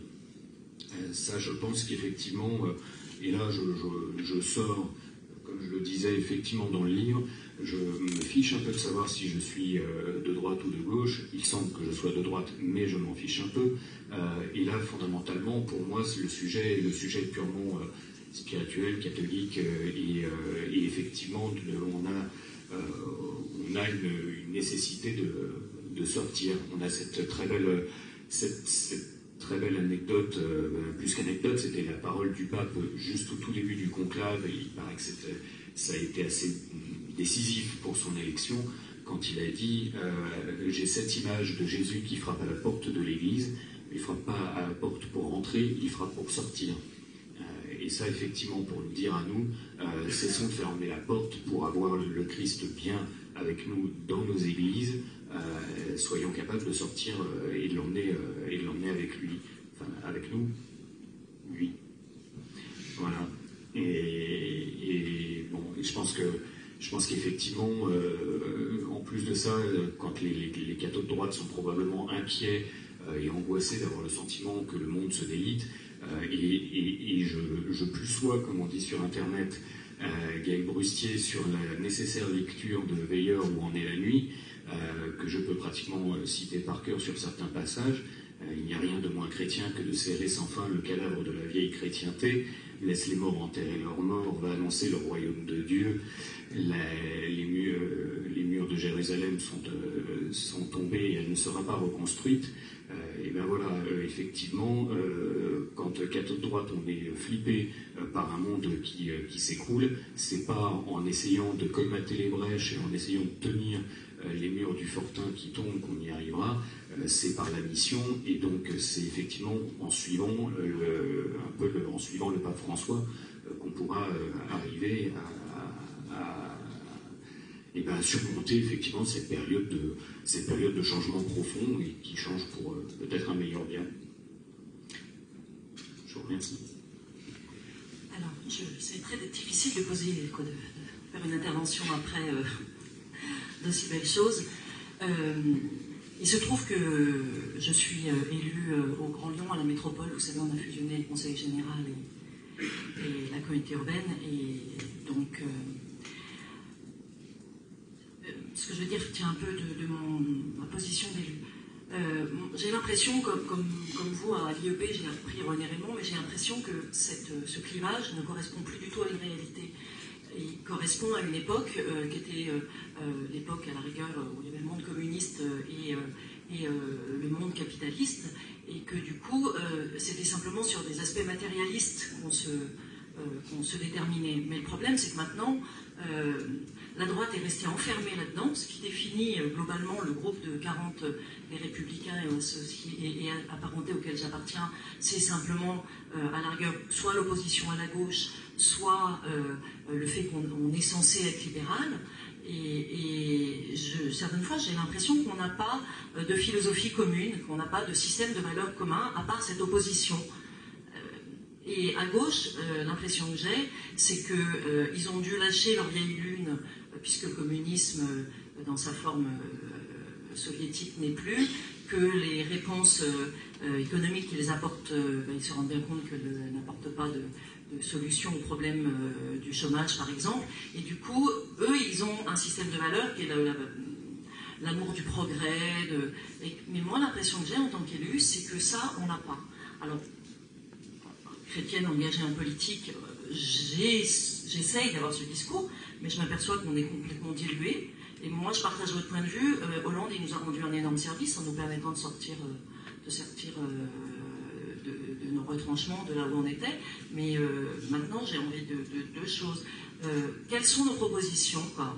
Je pense qu'on a un système de valeurs, que dans l'ensemble on est formé, mais pratiquement, quelles sont nos propositions, qu'est-ce qu'on peut apporter, qu'est-ce qu'on peut faire pour permettre d'incarner dans l'action politique et dans la société ce que nous promouvons, parce que l'abrogation de la loi Taubira, moi je veux dire, ce que m'a expliqué le président de mon groupe, c'est que la première loi qu'ils allaient abroger, ça va être celle sur le cumul des mandats. Donc je ne suis pas persuadée que la loi Taubira, c'est celle qui les intéresse en premier.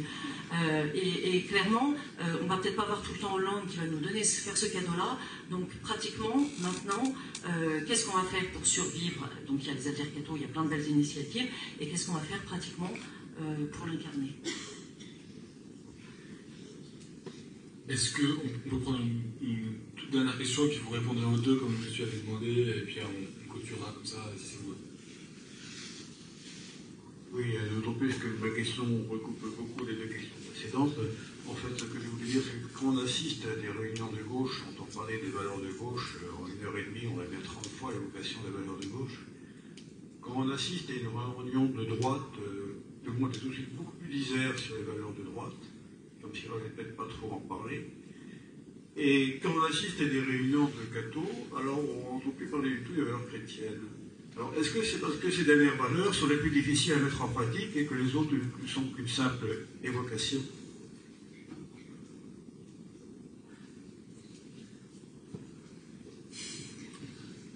Sur les seules valeurs, c'est vrai que alors, les valeurs de gauche, je pense qu'en même temps, c'est peut-être aussi parfois un mantra. Je ne vais pas faire ma Marion Maréchal Le Pen, mais quand elle disait que les valeurs de la République, elle en a soupé, je pense que c'était pas forcément une contestation. Et évidemment, dans le jeu politique, on peut le prendre comme ça, c'était pas une contestation de la liberté, de l'égalité, de la fraternité, mais simplement de la façon d'énoncer les choses comme des mantras. Et peut-être que les valeurs de gauche, ça relève un peu de ça. Votre question n'est pas vraiment sur l'énumération des valeurs. Je n'ai pas forcément le sentiment, alors là, forcément, ce soir, en tout cas, pour ce qui me concerne, en tant que personne engagée, on est un peu entre deux. C'est effectivement catholique et de droite. Je n'ai pas le sentiment d'avoir trop de difficultés à énoncer les valeurs chrétiennes et à les faire, mais bon, la chair était un peu trop basse pour que je me lance dans un prêche. Moi, j'ai pas forcément ce sentiment de réserve sur l'énonciation des valeurs chrétiennes.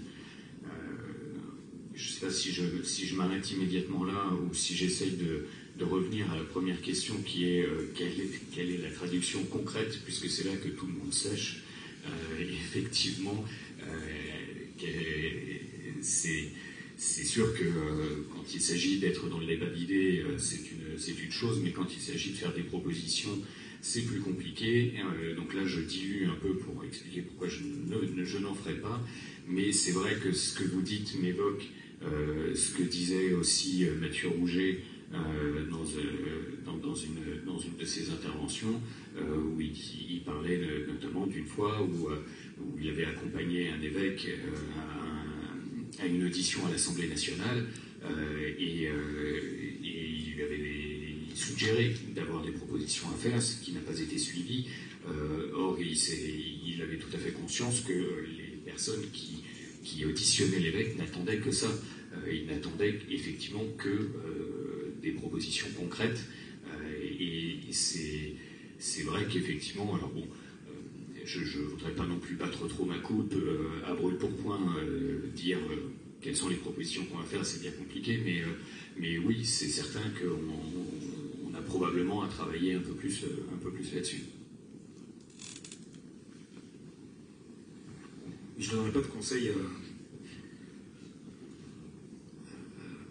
la droite parlementaire. Par contre, vous avez raison sur un point. Il y a une grande mutation actuelle, on en a déjà parlé, c'est-à-dire que dans le bouleversement du monde, vous avez un bouleversement idéologique réel. Bon, vous idéalisez beaucoup la gauche parce que son adhésion au progrès, etc., tout ça est beaucoup plus relatif que ce que vous pouvez penser, de la même manière que la manière dont il vous voit et dont il se figure votre unité de pensée et la cohérence globale de votre groupe, de votre parti ou de votre famille politique est largement surestimée de leur part aussi. Il y a une grande période d'emploi et de difficultés qui fait que, effectivement, vous avez un grand nombre de critères sur lesquels les gens vont se redéfinir et qui ne sont pas réductibles au clivage gauche-droite tel qu'on l'a connu, mais qui n'a pas disparu. C'est-à-dire qu'il faut toujours hiérarchiser les choses, les relativiser sans les faire disparaître. C'est-à-dire de dire aujourd'hui le clivage gauche-droite n'existe plus. C'est absolument totalement faux. De réduire, par exemple, un mouvement comme la Manif pour tous au clivage gauche-droite n'est pas une bonne manière d'analyser le mouvement, de même que réduire Nuit debout au clivage gauche-droite ou au clivage plus à gauche, moins à gauche n'est pas une bonne manière de faire. Et la question qui se pose dans l'action politique, c'est de redéfinir, quand vous avez une société aussi fragmentée que la nôtre et aussi diverse que la nôtre, c'est de redéfinir un discours qui soit la capacité d'unifier les différentes demandes sociales, les différentes aspirations. Mais le problème, c'est que quand vous dites ça, on vous renvoie toujours en disant oui, vous allez nous précipiter dans un blabla, etc., et dans une simple phraséologie qui consistera à inventer des formules creuses qui viseront à séduire le temps d'une élection des différentes parties de la population et d'essayer de les capturer dans une espèce d'opération électorale assez bas de gamme. Or, c'est là où, effectivement, c'est intéressant ce qui se passe ici, c'est-à-dire que vous avez au sein de la Manif pour tous, après la Manif pour tous, une accentuation d'une tendance chez un certain nombre de catholiques, mais vous avez aussi dans une partie de la gauche radicale qui consiste à ce que l'unité de discours s'incarne dans les pratiques sociales quotidiennes. C'est là où ça devient intéressant.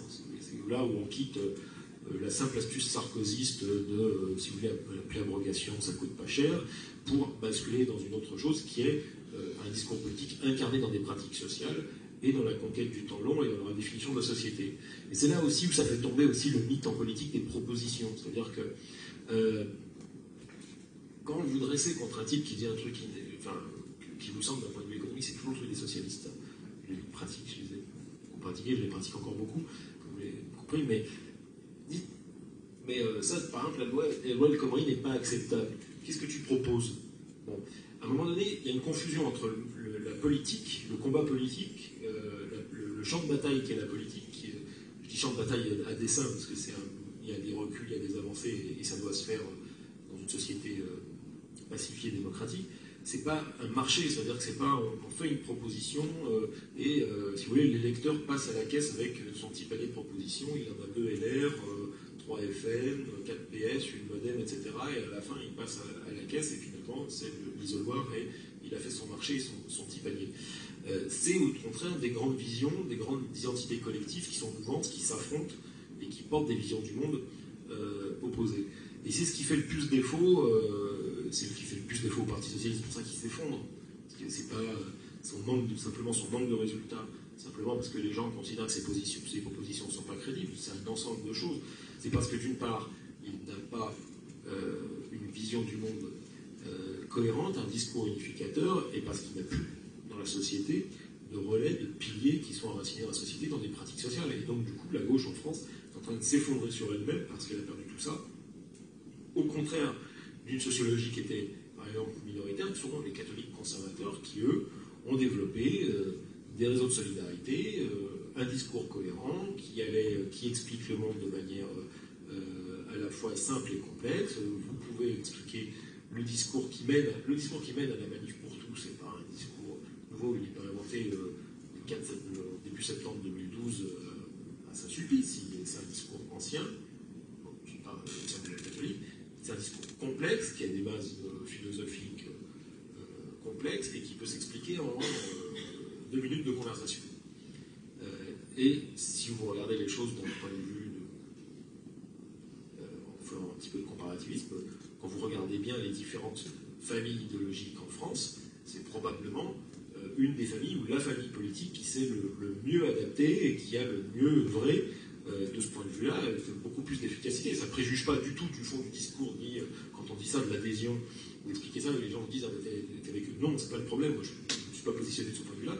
D'un strict point de vue de l'analyse, vous avez là voilà un courant philosophique, un courant idéologique qui s'est beaucoup plus adapté au monde tel qu'il est, qui s'est beaucoup plus fondu dans le monde tel qu'il est, en préservant ce qui faisait sur le cœur de son rédacteur, que d'autres familles politiques qui s'effondrent un peu partout en Europe, au premier rang desquelles d'ailleurs la social-démocratie européenne, et surtout en France d'ailleurs. Merci, on va finir sur cette vision de la gauche zombie.